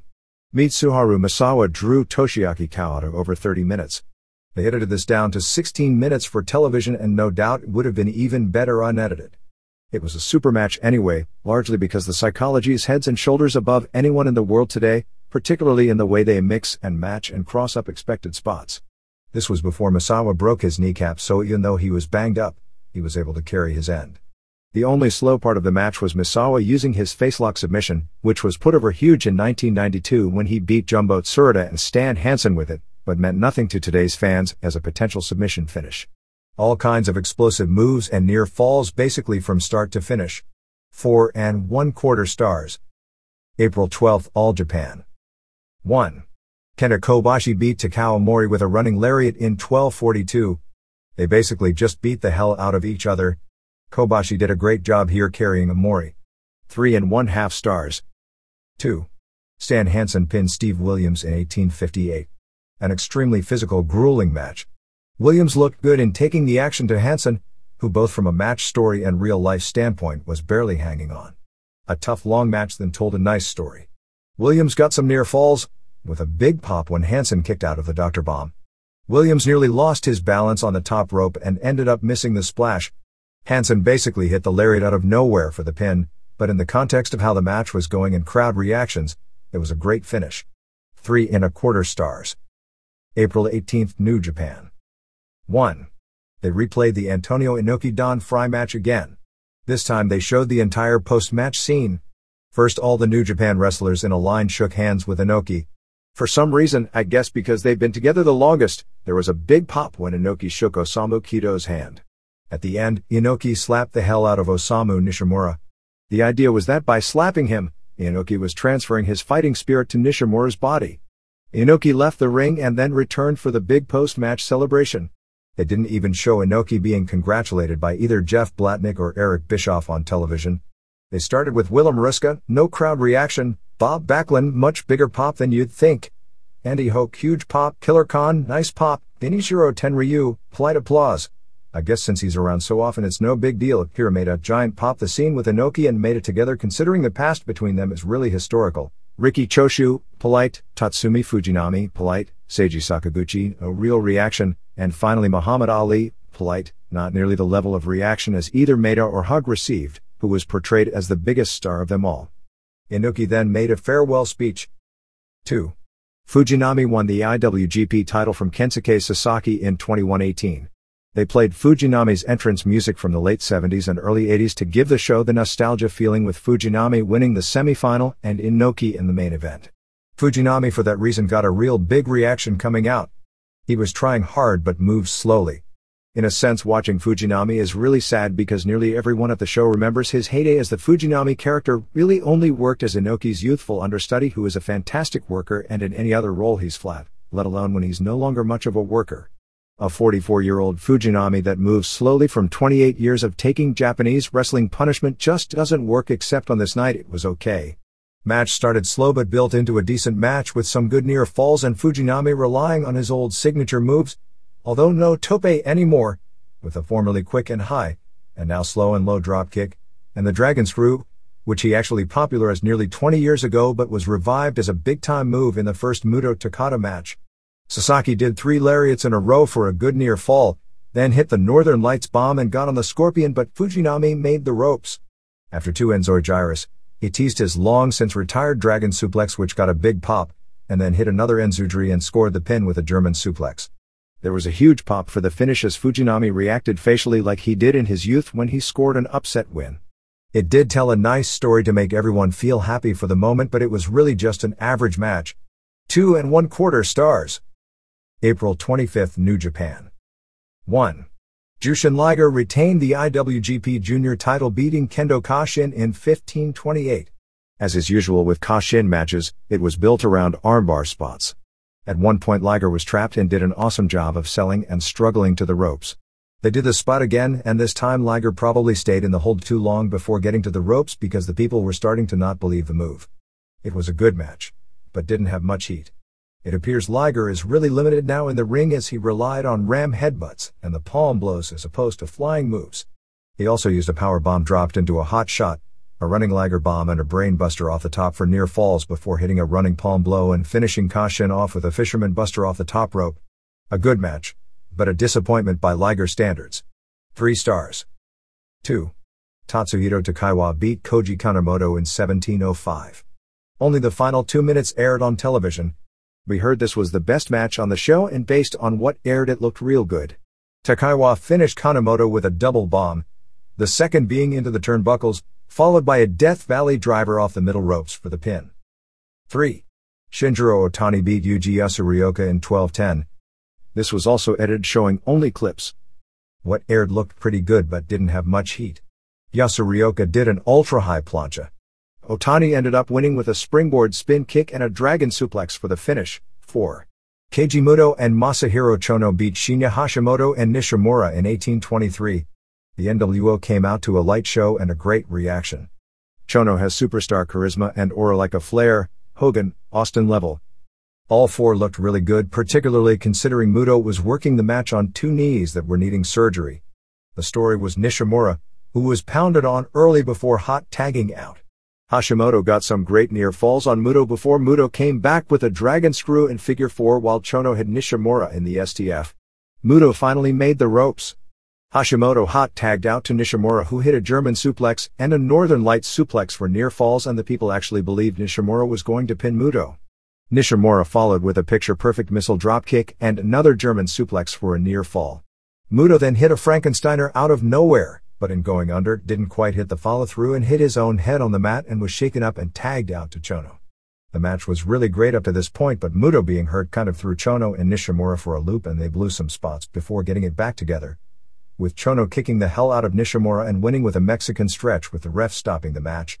Up until the finish, it was probably Nishimura's best performance to date. 3 3/4 stars. April 26th, All Japan. 1. Kawada and Akira Taue beat Johnny Smith and Johnny Ace in 13:48. An interesting match because Ace looks out of shape, almost like a Barry Windham type, and his offense is so goofy that he's plummeting at nearly a bulldog-like pace. However, Smith is awesome, and luckily, he worked most of the match, and the bout was great when he was involved. Kawada ended up pinning Smith after Taue slowed him down with a choke slam, and Kawada used a high kick and a high power bomb. 3 1/4 stars. 2. Kobashi and Takayama and Kakihara beat Williams and Gary Albright and Wolf Hockfield in 14:20. This was a weird match.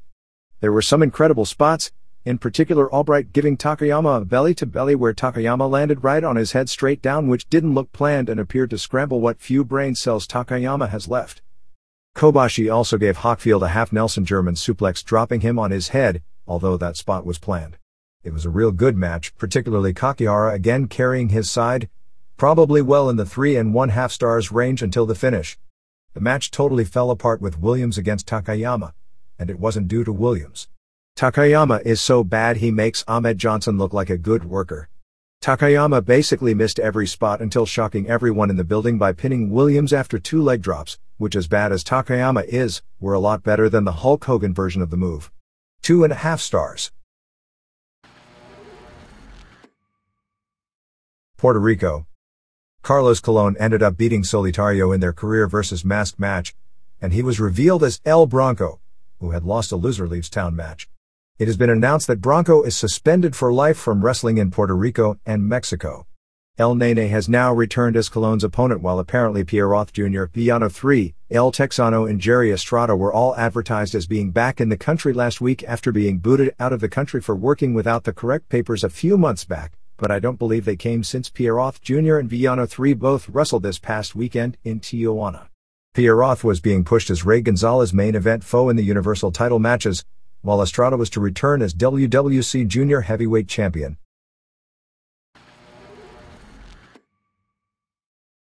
Mexico. Don't have much news other than there were 2 major weekend shows in Tijuana. On May 1st for Promociones de Mora, a main event of Mil Mascaras and Tinieblas Jr. beating Los Villanos drew 4,000 to the auditorio. The semifinal on that show was billed as Mexico City versus Tijuana, but ended up being screwed up as there were a few no-shows, including Psicosis, No Idea Why, and Cien Cars, who was booked to appear on a rival group show 2 days later, and it wound up with Rey Mysterio and Kiss and Charisma from Tijuana beating Pierre Roth Jr. and El Satanico in Phobia, the latter of whom is from Tijuana and is the younger brother of Psicosis. But after the match, Mysterio turned heel on his partners and his home city and then worked the May 3rd CMLL show in the same building as a heel, teaming with Apollo Dantes and Silver King, going to a double DQ against the Headhunters and Emilio Charles Jr., who are now the main event, faces EMLL, the original Pentagon, Jesus Salas, who wrestled most of his career as Espanto Jr. and had his career end and nearly died of an overdose a few years back, showed up at a benefit show on May 2nd in Mexicali to give a speech.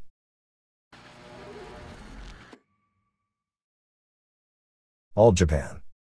Nothing has been officially announced for the next tour other than the big shows on the tour are June 5th in Sapporo and June 12th at Budokan Hall. While not officially announced, the belief is Sapporo will be headlined by Toshiaki Kawada and Akira Taue defending the tag team titles, and Budokan will be headlined by Kawada defending the Triple Crown against Jun Akiyama. The Misawa Kawada and Vader tag match both aired on the May 3rd television show. At a post-dome press conference, Baba said that he'd like to book Gedo and Jado in an all-Asian tag title program against Johnny Smith and Wolf Hockfield, and that he would be bringing Masahito Kakihara and Yoshihiro Takayama in for the tag team tournament in December. April 19th TV show with the Carnival final drew a 4.1 rating.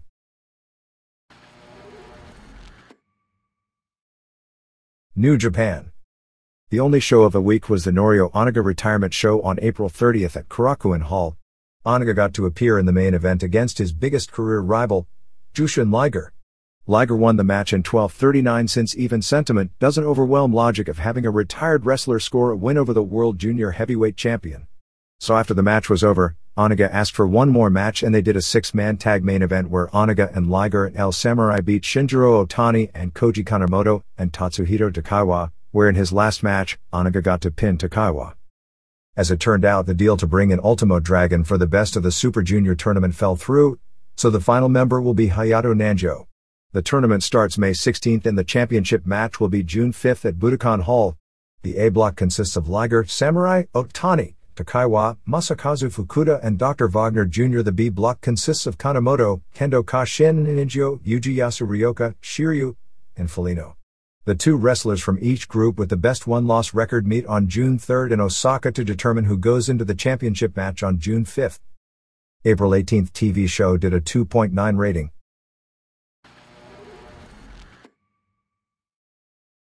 Other Japan notes. Yumiko Hata will be running for a seat in the Japanese Diet Senate, as part of the Hiwato Sports Peace Party, which is the party Antonio Inoki formed when he first ran in 1989. Inoki had been the leader of the party but resigned from it this past week. FMW ran its first pay-per-view show on April 30th at Yokohama Bunka Gym before a sellout 5,200. In the main event, Hayabusa beat Mr. Ganasuke to win the Independent World Heavyweight and World Brass Knucks double titles. Hiromichi Fuyuki beat Atsushi Onita in what would be something of an upset. The stipulation was that if Onita lost, he'd have to break up his Zen promotion, but somehow this was changed to now if Onita loses again on May 5th, then Zen has to break up.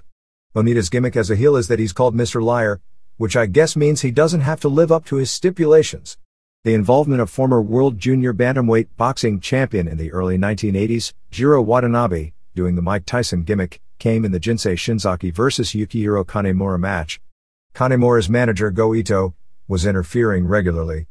Kanemura splashed Shinzaki through a table and nailed him with a barbed wire baseball bat, and Shinzaki juiced. Shinzaki got the bat, but while this was going on, Ito attacked the main referee and he and Kanemura double-teamed on Shinzaki.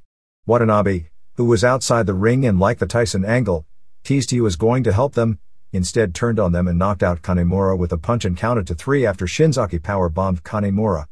In the other top match, Bam Bigelow pinned Masato Tanaka with a Thunderfire powerbomb in 15:10.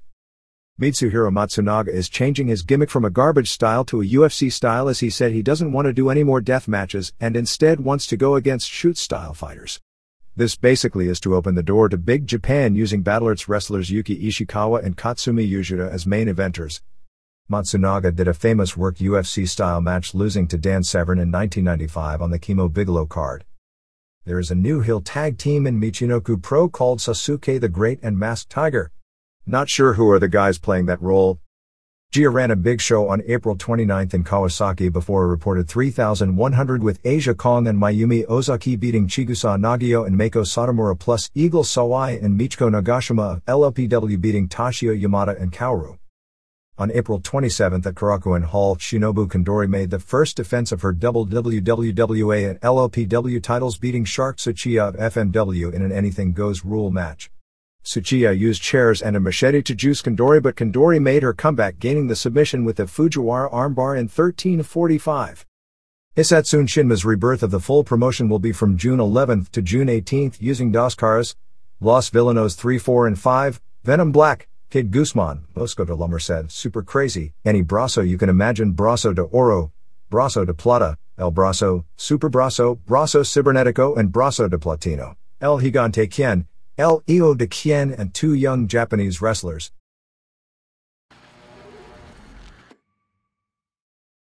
Here and there. More than $25,000 was raised for the family of Brian Pillman in the memorial show held at Norwood Middle School in Norwood, Ohio, where Pillman attended. Steve Austin and Sonny represented WWF. Chris Benoit and Chris Jericho headlined the show, and Terry Taylor and Mortis also were there, and Al Snow and Chris Condito represented ECW. The show drew a sellout 1,002 fans, who were there mainly to see Austin. Melanie Pillman, who is days away from giving birth to Brian's child that he never knew about, was also there. Also interesting is that woman for the first time publicly appeared with Benoit since her WCW firing and also managed him at the show, and she was said to have lost a lot of weight and was in tremendous shape. If you've ever tried to figure out the Benoit mystery, why he gets such a great crowd reaction, why he almost always has great matches, and why he's in the position he's in and used the way he is, a detail being revealed may prove to be an important part of the answer to that mystery. They had photos and autograph sessions with the wrestlers and also did an auction, which many items raising $300 or more. The highest was $550 for a Calgary Hitman hockey jersey signed by Brett, Owen, Stu, and Bruce Hart. Canada's version of TV Guide had a feature on TSN off-the-record host Michael Landsberg. From the story sessions with wrestling honchos Vince McMahon and Eric Bischoff saw Landsberg at his best. He never backed down from either one, and called their bluff when they tried to elude his questions. McMahon even sent Landsberg a letter after the show. "I think he respected the way I handled the interview." The story said Landsberg was one of Canada's most skilled interviewers, and his show has become the signature show on TSN. Stevie Richards, who had claimed that his wrestling career was over after neck and throat surgery, returned this weekend, first doing an angle but not wrestling on a May 1st Steel City Wrestling show in Irwin, Pennsylvania, and helping Lou Marconi win the Steel City title from Tom Brandy, and then wrestling a 25 minutes match on May 2nd for Ultimate Championship Wrestling in Bayou La Batterie, Alabama, where he won that group's title from Al Savage. John McCleary, 31, who managed in the Eastern Wrestling Alliance under the name Johnny Angel, was killed about 2 weeks back when he was hit by a drunk driver. Paul Centopani, 38, Paul Roma, was charged with third-degree assault and threats for allegedly punching a 15-year-old high school freshman who claimed to him that pro wrestling was fake in Trumbull, Connecticut on April 25. He was released on his own recognizance and given a court date. Buddy Landel may be undergoing back surgery. A correction from a few weeks back when talking about UFC's chances of doing closed circuit. It stated that the last WrestleMania that was closed circuited was 1988, but it was actually 1989. Another correction in reference to the Dusty Rhodes Ric Flair Starrcade 85 match. It stated it was in Greensboro, but the match was actually at the Omni in Atlanta. I got ripped in the April 11th Dallas Morning News in a story about how pro wrestling is bad for our youth. Dr. Don Beck, writing on sports values, was decrying the end of such great role model good guy characters as, I swear I'm not making this up, Fritz von Erich and Hulk Hogan. Beck claimed that I justify the current trend of pro wrestling, citing a quote in the New York Times which I actually never said, saying that the WWF's new direction, all doesn't matter, because obviously it does. But he didn't know I didn't say that. Anyway, he claimed it does matter in places like Jonesboro, Arkansas. Hey, I don't think pro wrestling sets a good example for kids, but it didn't years ago either. It's a real stretch to try and tie pro wrestling into the shootings in Jonesboro. The situation where Chris Kindred, Flash Flanagan, attacked Jerry Faith and Troy Haste for real at an IWA wrestling show and was arrested went to court on April 28. At a preliminary hearing, Kindred pleaded not guilty, claiming that promoter John Williams, Ian Rotten, had told him to attack both men. Williams had told both the Athletic Commission and Haste that he had nothing to do with the incident. A trial is set for May 20th. The prosecutor, Haste's attorney, and Kindred's public defendant have come to an agreement that if he testifies that he was ordered to attack the men, they would reduce the charge from a felony to a misdemeanor and he'd only get probation. But in that case, Williams would be held responsible both in criminal and potentially in civil court. Kindred is still wrestling for Williams. The Kentucky State Athletic Commission was awaiting the court appearance before scheduling a hearing on whether or not to fine or pull Kindred's wrestling license. Got a copy of Wadi Ayoub's book on the history of Australian wrestling, which was just published by Top Mill Proprietary Limited of New South Wales.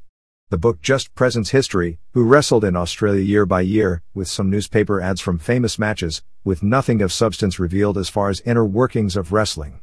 I love reading wrestling history, but this was a dry read. One story stood out. The first so-called world title match ever in Australia took place in 1885 between William Miller, the champion from Australia, and Clarence Whistler, from St. Louis. Whistler won the match in 2 hours, but in his post-match celebrating, he showed off by eating his champagne glass, which pierced his gullet, and proved to be fatal. Many famous Americans over the years came to Australia, with the peak period being in the late 60s and early 70s when Jim Barnett ran the territory. And the latest on William Tiny Kinney of Summit Hill, Pennsylvania. The 407-pound indie wrestler, while driving in Jim Thorpe, Pennsylvania, allegedly crashed his car into 3 cars, continued on driving into a few trees and into someone's backyard, when his car ceased to exist. At this point he was running around until the police subdued him and allegedly hit a state trooper. The story made the front page in all the local newspapers. All Pro Wrestling will be doing its first major television taping on June 13th in Visalia, California. Rod Price won the Texas Heavyweight Title Tournament on May 1st in North Richland Hills, Texas, which sets up a match against Dan Severn on May 8th. Music City Wrestling has a show on June 19th outdoors at Thompson Park in Gallatin, Tennessee. Billy Black is headed in for this group. Appearing at their NWA 50th anniversary show on June 6th in Nashville will be Harley Race, Nelson Royal, Jerry Jarrett, and Bob Armstrong. June 4th in Bound Brook, New Jersey at the high school has Bam Bam Bigelow vs. King Kong Bundy and Tito Santana vs. Manny Fernandez. Honky Tonk Man appears May 28th in Los Angeles at UCLA Tennis Center for a 6 p.m. show.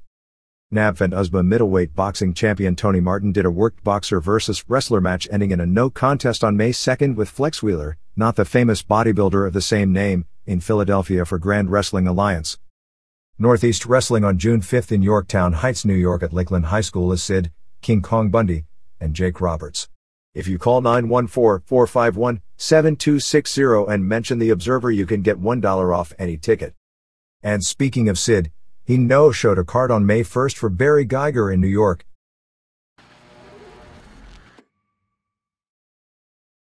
NHB. The fortunes of NHB continue to worsen on a localized basis. Over the weekend, 2 major shows were scheduled. An IFC show on an Indian reservation in Conowick, Quebec on May 2nd, headlined by Dan Severn vs. Pete Williams, was cancelled due to a problem with sanctioning, as it is well known what Canada, and particularly the Quebec government, think of NHB. An Extreme Challenge event scheduled for Lansing, Michigan the same night, headlined by Kevin Jackson vs. Sam Adkins, had to be moved at the last minute to Davenport, Iowa when the Michigan Attorney General shut it down. Michigan had already established its feelings toward NHB when it nearly shut down, and got a last-minute rule changes to prevent punches and headbutts, which were basically ignored, and basically established it would never allow back UFC and NHB before the Cobo Arena show in 1996 with the second Severn-Ken Shamrock match.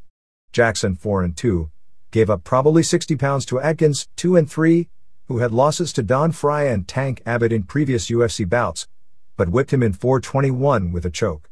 Jackson got the takedown and pounded on Adkins from the mount before getting the choke.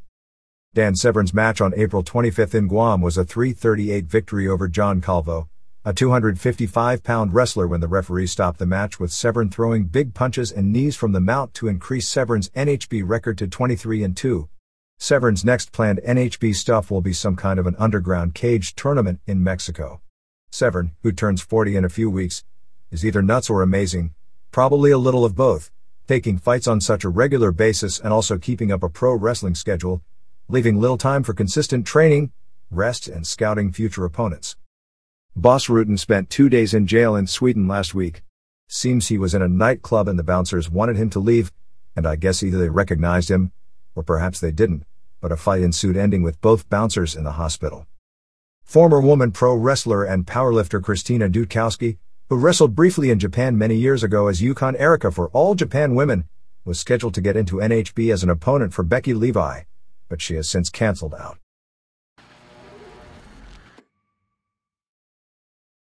ECW. Pat Daddio, who is running for mayor of Trenton, New Jersey, managed the FBI on the April 25th Trenton show, which drew some local press. Daddio did the Tommy Rich gimmick, dressed in a black outfit with a black fedora and gray vest, swinging an Italian flag with his face on it. He worked as a total heel, including taking out his dentures and throwing them at the crowd. After the show, Daddio was quoted as saying in regard to the strong fan reaction against him, "I thought it was all in jest and fun, but those people were acting like it was serious." Steve Prazak did some announcing work behind the scenes at the ECW pay-per-view show, and his voice, if not his face, should be on the show shortly. At present, it was only a one-time thing. Heyman had at one point some time back, when it appeared he wasn't going to have a top heel manager on his roster, been interested in using Prazak as a full-time heel manager, but the spot never opened up. There was some sort of altercation backstage at the pay-per-view involving New Jack, and JYD Reckless Youth hasn't started as he's still recovering from a concussion.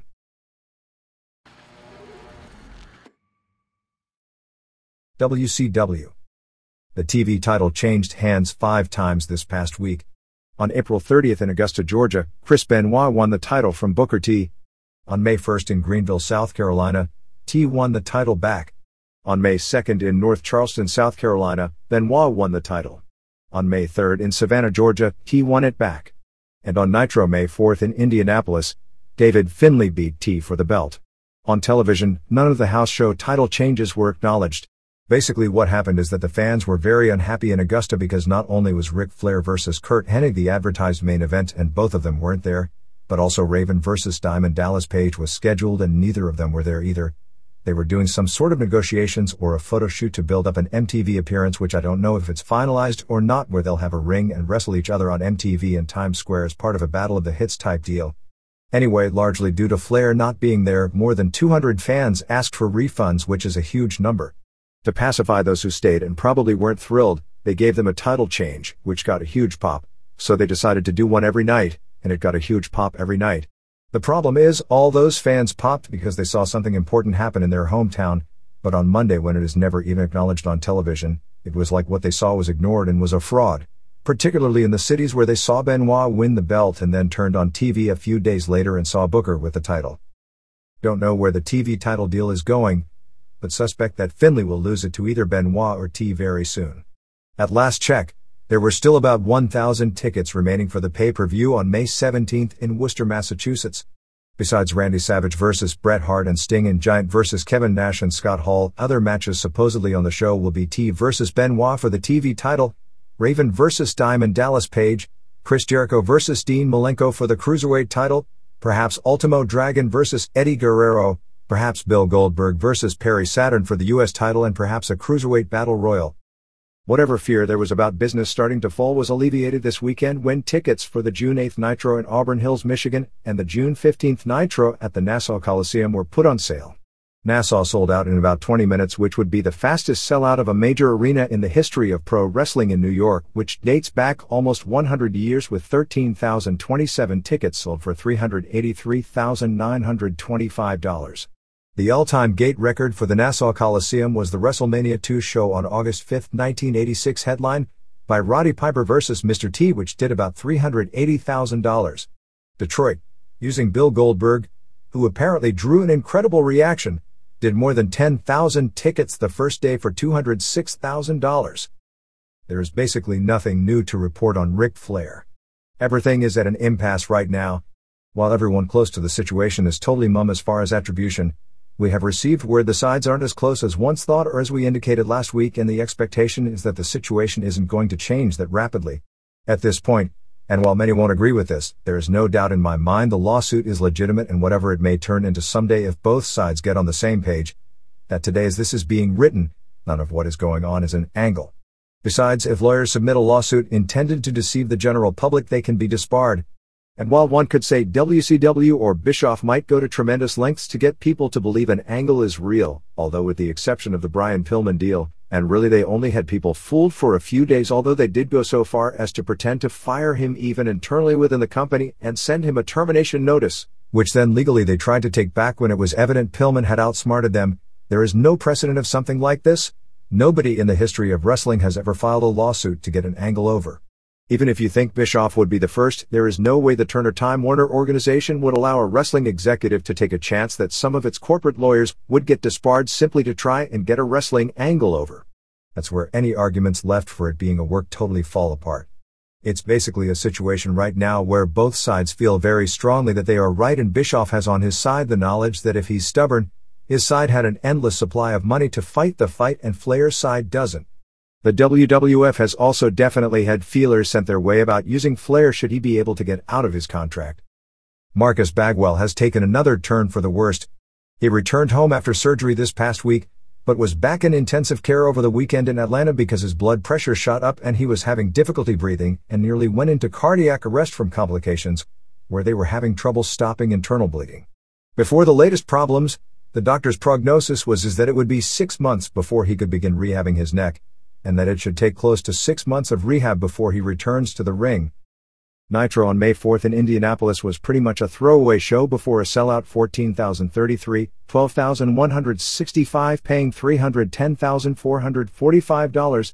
The latter figure I'd suspect would be the second largest gate in the history of wrestling in that city, trailing only the 1992 WrestleMania at the Hoosier Dome. The show opened with Eddie Guerrero challenging Scott Norton, but then faking that his knee went out and ordering Chavo to take his place. Of course, Norton destroyed Chavo in 126 with a shoulder breaker. After the match, Ultimo Dragon came out to help Chavo. Scott Putski debuted, but his match with Billy Kidman ended at 2:10 when the Red NWO Wolfpack beat up both guys, including Nash using a powerbomb on Putski. Hey, isn't that a $50,000 fine and a go directly to jail? Do not pass go card. You can't even bother to try and make sense out of WCW storylines. Nash said that the reason Hall hasn't been on TV is because Eric Bischoff and Hulk Hogan are afraid of what he might say on a live interview. After Sting wouldn't turn heel and team with Hogan, Hogan wanted Hall to join his side of the NWO, recognizing he needed a strong partner to make the feud work, and perhaps, since fake storylines turn into real-life changes in Friends and Lovers, see Kevin and Nancy Sullivan and Steve and Deborah McMichael, maybe it would weaken Nash's attempt at a power base if Hall wasn't always with him. We'll have to see if Hall will agree to the idea, but the betting line is against that one, and even Luger's name has been thrown around as Hogan's potential backup. They then introduced Curt Hennig as their fourth member. Bryan Adams, who it was established at the start of the show was siding with Hulk Hogan, and became actually the focal part of the TV show, tried to stop Curt, but Curt wouldn't listen. Jericho did an interview running down Dean Malenko and brought out an unknown green wrestler who he called Boreas Malenko, the man of one hold, with a one on the back of his tights, who he beat quickly. Dean should return next week after How Personal Jericho did his interview. Jericho said that the man of 1,000 holds was just a WCW marketing gimmick because Malenko was so boring and has no personality and that nobody cares about him. Public Enemy beat Hugh Morris and Barbarian in a horrible match in 257 when Johnny Grunge pinned Jimmy Hart. Adams did an interview doing nothing but putting over Hogan, like anyone needs to spend more time on that. In a match where it was billed as the loser must leave the flock, Hammer upset Saturn in 423. Crowd was dead and match was awful. Saturn did a nice Hurricane Rana off the apron, but he couldn't come close to carrying Hammer. Ref Scott Dickinson was KO'd and a supposed vendor, Mortis, hopped the guardrail and nailed both guys, and Hammer wound up on top for the pin. Problem was he hit them with a crate of what appeared to be beer or cokes, which meant the ring got all wet, which made the footing dangerous, and the last thing anyone needs to do in present-day wrestling is to make it more dangerous. Page went in the locker room and hit everyone with a stop sign and used a bull rope to drag Raven to the ring, where they had a hot brawl before security broke it up. Page did a tremendous sell job on a low blow. Juventud Guerrera beat Sick Boy via DQ in 247 when Horace Boulder interfered. Guerrera gets a huge pop, particularly considering his positioning, but they still do nothing with him. Guerrero looked good early, but they blew some spots. The entire flock was destroying him until Bill Goldberg made the save and jackhammered Ron Race. Rick Steiner, who legitimately tore his rotator cuff and will be out of action for several months, came out to confront Scott Steiner. Scott came out on crutches with tears in his eyes, saying he made a mistake and wanted to get back together. When you've got a segment carried by the verbal skills of the Steiners, you know it could be trouble, but that doesn't even begin to describe this one. They just couldn't get their words out, and it was bad. Gene Okerlund kept telling Rick to trust his brother, but Rick wouldn't, until he finally did, and you know what happened. Actually, it was Adams and not Scott who destroyed Rick with a baseball bat to the shoulder and a shoulder breaker. What a waste of a potential good angle. So at this point, the most charismatic heel since Buddy Rogers came out to face Conan. Bret Hart showed up to attack Conan but then left. As Adams was killing Conan, Nash and Savage ran in, and Nash delivered a power bomb to Adams. Finlay pinned T with a tombstone piledriver to win the TV title in a major shock in 3:56 when Benoit distracted T earlier in the show. They did a big promo back and forth piece, and very well done at that, building to T versus Benoit at the pay-per-view. And finally, Luger beat Nash via DQ in 2:43 when Conan and Savage interfered and Sting and Giant made the save. Adams wanted to get involved but Hart stopped him and the show ended with Hart grinning like his plan was working. Davey Boy Smith is apparently done with the company. On April 20th, he was booked to put Norton over clean on the Nitro from Colorado Springs and refused, so the match never took place. That's why the Hogan-Savage title change match went so long, because the Smith-Norton match scheduled to take place at 10:30 p.m. was cancelled. Then on April 27th, Smith, who was booked for Nitro in Norfolk, didn't show up. It's hard to know where that leaves Smith, who is now 35. His stock in wrestling dropped dramatically over the past few months since going to WCW, and there are a lot of questions regarding his knees after 20 years in the business. WWF has been given an indication he'd like to return, but after his stay in WCW, there are a lot of question marks about him which don't make his return nearly as likely as it would have been. ECW has also been sent feelers, but his style isn't conducive to their style. He probably could go to All Japan, but how he'd do there is another story since that's a very physically punishing style. Goldberg has signed a 4-year contract. No idea of terms. Hogan missed Nitro this week as he was in Vancouver, BC doing a movie. While doing the movie, he's supposed to have the next Mondays off for television. Eric Bischoff was deposed for 3 days this past week in the WWF lawsuit against WCW. There are a lot of reports that the lawsuit is being used, not as its primary purpose, but questions are being asked to try and dig up personal dirt on Bischoff with the feeling that if they can nail him on something embarrassing for an executive in Time Warner and he's dumped as a PR move similar to what happened with Bill Watts, that whomever follows him wouldn't be nearly as aggressive or as successful in competition and WWF would have the field all to itself again. In the same vein, the situation with Mark Madden at press time is as follows. Madden was dropped initially from doing anything live on television. He was slated to do the satellite pay-per-view feeds of the Nitros, or the internet after slamming his headset down and blowing up while doing a practice run of the idea to do Nitro as a pay-per-view on DirecTV with Madden, Lee Marshall and others doing commentary while the actual Nitro is on commercial break. He was then fired from the hotline, which was his other duty in the company, by Nick Lombros, apparently over a hotline report where he talked about his feelings on how WCW has handled Sean Waltman and Ric Flair. Madden could be a key person in the lawsuit as some of Titan's key claims of evidence that WCW tried to deceive the public into believing that Diesel and Razor Ramon, the WWF characters, were wrestling on a WCW pay-per-view show. At WWF vs. WCW match came from remarks made by Madden on the hotline years ago. For that reason, it was surprising WCW would fire him with a lawsuit still ongoing, and it is not a secret that ECW is interested in using him in some form, and since ECW is to an extent in bed with WWF as enemies of WCW, and like any true member of the wrestling business, loyalties are likely to lie with who signs the check. There are people in WCW realizing the lay of the land today that are trying to get him back in the company, although at press time nothing definitive has broken in any direction. Apparently Rey Mysterio Jr.'s 2-year contract with WCW also calls for a 1-year option, which nobody realized, which means unless WCW decided not to exercise its option on him, he wouldn't be free to sign with WWF until the summer of 1999. So at present, he isn't going anywhere. WWF was interested in perhaps using Mysterio Jr. as the flagship star of a new weekly 30-minute WWF Latino television show that would air on Saturday afternoons starting in September on Univision in the United States and attempt to be syndicated throughout Mexico and Latin America. Chris Jericho's contract isn't up until the summer of 1999. There are some Sting vs. Bret Hart matches scheduled for upcoming house shows. The Nash vs. Giant matches headlining the weekend house shows ended in Nash DQ'd for powerbombing ref Charles Robinson. Reports are that the Kidman and Sick Boy vs. High Voltage matches on the weekend shows had some very good work. Doug Gilbert was backstage at the May 4th Nitro but didn't work the show. WCW Saturday Night on May 2nd drew a 2.2 rating. Goldberg worked his first house show main event on April 28th in Salisbury, Maryland, beating Norton in a U.S. title match. In an internet poll, People magazine asked people online to vote for the most beautiful people in the world. Some fans of Flair wanting to get him publicity started a campaign, and at press time he was number 12 on the list. The latest Playboy magazine book called Wet and Wild on the Stands has nude photos of Kimberly Falkenberg, identified as Kimberly Page. House shows saw April 28 in Salisbury draw 3,869 paying $78,020.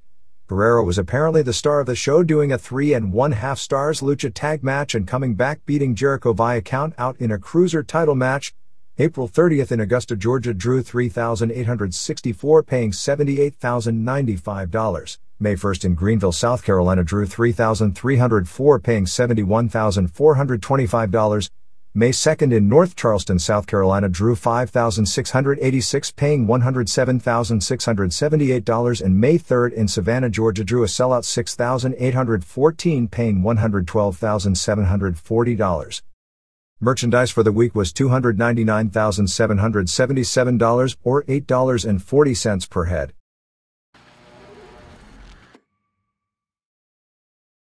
WWF. Nothing much is definitive for the Over the Edge pay-per-view on May 31st except Steve Austin vs. Dude Love on top. Since the show is in Milwaukee, both the Crusher and Mad Dog Vachon will be brought in as special guests. Some notes from the Raw in Richmond on April 28, which drew a sellout 8,776 paying $157,856. Another very entertaining show. Interesting crowd reaction to Mick Foley's interview about being embarrassed to do the Dude Love gimmick. When he hit the line about not wanting for his wife and kids to see him dancing with third-rate strippers, the crowd booed him. The promo McMahon did on him in that segment was one of the great promos in recent wrestling history. He edited out the Owen Hart promo where he said his own family had left and deserted him and that the fans had deserted him and the nation was his new family. That's why they did a second match later in the show, simply to insert the new ring entrant Sans interview into the beginning of the existing first match. Instead, Jim Ross explained in commentary that Hart and Rocky Maivia were the co-leaders of the nation. They are no longer to be called Nation of Domination, and the entrance theme has changed where it opens with We Are the Nation, but in the part where they say Nation of Domination, a new musical score was inserted. They did a great piece on Jerry Briscoe, doing the typical babyface personality piece with his wife and family. Talking about his credentials as a former All-American college wrestler, actually not true at all. Briscoe wrestled at Oklahoma State but never made the varsity team, although his brother was an NCAA champion and former WWF Tag Team Champion, also not true, although the Briscoes did hold the NWA Tag title and may have been considered to win the WWF Tag title in late 1984, but one day after a million straight days on the road, Jack decided he had enough and flew home and never wrestled again, and I don't believe Jerry wrestled much if at all after that either, but has been in the front office ever since. An interesting historical note on both Jack and Jerry is that in 1984, they both owned a sizable percentage of Georgia Championship Wrestling Incorporated, the NWA promotion that had the contract to produce wrestling on WTBS, and by selling their interests primarily, and also convincing a few minor partners to do so, to McMahon for $750,000, he owned a majority interest in the company, basically folded the company, but it gave him the rights to the valuable TBS time slot, which Turner booted him off 1 year later since he and Turner never got along because the Southern fans were constantly complaining about the show and Turner wanted the show done live in his studios and McMahon kept sending in tapes from Canada. In 1985, Jim Crockett bought the time slot from McMahon for $1 million, and 3 years later, with Crockett deeply in debt from giving Dusty Rhodes far too much power and buying television time and 2 jets to transport his wrestlers that his business couldn't cover, Crockett sold the company to Turner himself in late 1988. Anyway, they showed Gerald, his wife and kids all smiling and Gerald praising McMahon and saying that everything he is was due to McMahon. They even got a plug-in for his body shop in Tampa and showed him with Jack, who would now be 57, at the garage. It was a brilliant piece to portray him as a babyface to get him over stronger as a heel. I just hope they do a piece next week on Pat Patterson because there sure is a lot of rich material there. The wrestler hanging out in the subway station apparently doing some sort of a Raven gimmick was Adam Copeland, who will apparently be called The Edge when he debuts on TV in a few weeks. Thank God for shows being taped so they were able to edit out when X-Pac called Hawk a douchebag. Paul Bearer deserves some sort of a medal for his performance when he thought the camera was off in doing the locker room gossip deal with Lawler. The Lawler apology afterwards was totally lame, although I guess as sincere as every other apology the WWF has offered in the past. Apparently they are building this angle up to DNA testing of Kane and Bearer to prove that indeed Paul is the father, which means that indeed he did sleep with Undertaker's mom. There was some talk of Jerry Springer being on the show to reveal the results of the testing, but the belief is Springer will be held off to play a more prominent role in the SummerSlam pay-per-view. The producer of Springer and Basil DeVito of WWF have been working on forging a business relationship since the two shows are going after the same audience and perhaps to pool their power when the inevitable backlash against them comes. And speaking of SummerSlam, I find it hard to believe the main event will be anything other than Austin vs. McMahon. They showed Sable training for the Mero match on May 11th. There is talk of Mero introducing a new valet to feud with Sable on that show. Both versions of the Mero vs. Jeff Jarrett match that were taped in Richmond didn't air, so I guess that tells you about the quality of those matches. The entire focus of the 8-man was on Chyna's appearance, and everyone sold big for her, and she was never put in a position to sell for anyone. Jenna Jameson, the porn star that was last in ECW, was in the Val Venis vignette acting like she was going down on him behind the bushes. After seeing Sunny and Sable on the same show, Jameson looks like hell. The Funk vs. Foley match was just incredible, as opposed to just incredible. Foley needed a bunch of stitches from a cut in the back of his head from a stiff chair shot early. The wrestler who worked a dark match on the show called her Fachula, or something close to that, who got such rave reviews against Scott Taylor, was Aguila without the mask on. Ken Shamrock is expected back on the May 31st pay-per-view show. Expect a Nation vs. DX feud. The WWF took the Steve Regal case to court, and just before the judge was going to rule on the legality of WCW's 120-day non-compete clause, WCW dropped trying to defend the case. No actual ruling on the legality was then issued, but Regal is free to start with WWF at any time. They aren't in a rush to put him in the ring, target date is August, but did want to start introducing him in vignettes. The WCW clause wouldn't have allowed Regal to appear on TV for WWF until August 21st. Jim Cornette's angle with Dan Severn was twofold. A decision was made to get Severn away from Cornette for whatever reason, and they injured Cornette to explain his absence from TV for a few weeks while he went on vacation.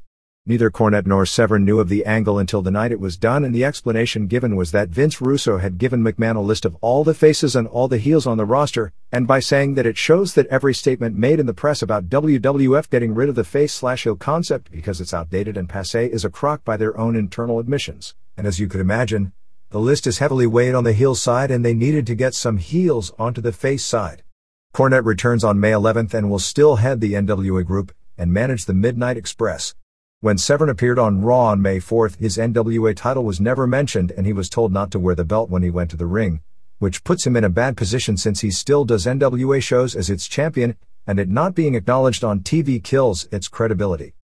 Russo did the Shotgun show only because Cornette is on vacation, but he is a regular doing the New York localized version of Shotgun. Dennis Brent will be taking over the magazine duties from Russo, who will be spending more time writing the television show.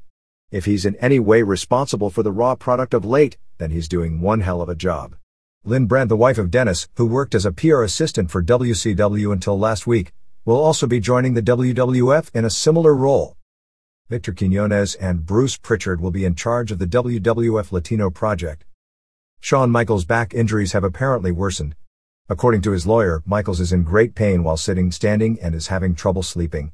He had a gel injection done in his back this past week to attempt to alleviate the pain. If things don't improve from this injection, he will have back surgery, although they wouldn't be able to do the surgery until his occasional muscle spasms calm down. Although most of this is cumulative, what set all these problems off was that bump onto the casket early in the Royal Rumble match with Undertaker. Earl Hebner was at the show in Richmond. He's dropped a lot of weight and still suffers severe headaches and from fatigue, but they are hopeful he'll be back in the ring in about a month. Another wrestling camp with Dory Funk will be held May 10th to May 17th and culminate with 2 wrestling shows in New England using the wrestlers at the camp. Severn is expected to attend the camp as WWF was able to smooth over the differences between he and Funk, and both are professionals. John Tenta is said to be down to 360 pounds. Reports on the WWF giant Paul Silva, other than he was really green, are that he's a little taller but a lot slimmer than Paul White, and his legit weight is more like 400 at 7'3", and he appears to be a better athlete than Jorge Gonzalez, El Gigante/Giant Gonzalez. He is said to have a strong facial resemblance to Andre. Club Kamikaze will have its name changed to Kaientai. Its name in Japan was Kaientai DX, and manager Wally Yamaguchi will likely be called Yamaguchi-san and apparently do a Sonny Wanu type role. A few wrestlers, if not more, having their existing contracts ripped up and being offered new contracts with substantial raises, as in some cases doubling their contract, since the company fortunes have changed. Based on what Austin is bringing to the table as a drawing card, TV star and merchandise seller, And I've got no idea what he's making except that it's 7 figures, and exactly what his merchandise is doing other than the shirts are everywhere and he sells more merchandise than any wrestler in this country in history, including Hogan. But if he isn't earning $5 to $10 million this year, then he's underpaid. WWF is claiming 325,000 buys, which would be a 1.03 buy rate for the Unforgiven pay-per-view, which has to be much higher than any expectations, which would be a $4.18 million company gross, which would be among the higher figures in company history, and that's for what is essentially a B-level pay-per-view show. Weekend house shows saw May 2nd in Landover, Maryland draw 6,293 paying $130,278, and May 3rd in Hamilton, ONT drew 5,422 paying $116,281. Merchandise for the week was $195,895 or $9.56 per head. Goldust was scheduled to get his knee scoped on May 5th to repair loose cartilage and be out of action for 3 to 4 weeks. The WWF hotline tease on television on May 4th about a WWF star being surrounded by police in Atlanta was a basic work, as the story was simply that Austin was at the cable convention. There are people were surrounding him to keep him from attacking McMahon, who was also there. The Lowell Sun ran a piece about the WWF house show on April 17th and talking about the new direction of the company. It had quotes from Triple H and Hart about the new direction. Hart said, "Right now, all that matters is ratings. If we get ratings, I guess we're succeeding," although the story said he said that with a touch of resignation. Triple H said, "It's not the WWF's responsibility to raise children. It's the parents' responsibility to raise children. I swear to God, I hope no young child looks up to me as a role model. That should be the parent, not some character they see on TV." He said his 7-year-old nephew watches the weekend morning shows, but not Raw. Livewire on May 2nd did a 1.7 rating and Superstars on May 3rd did a 1.8. They will be raffling off pieces of the dresses that Sable and Luna wore to benefit the Pillman family at the house show this weekend in Cincinnati.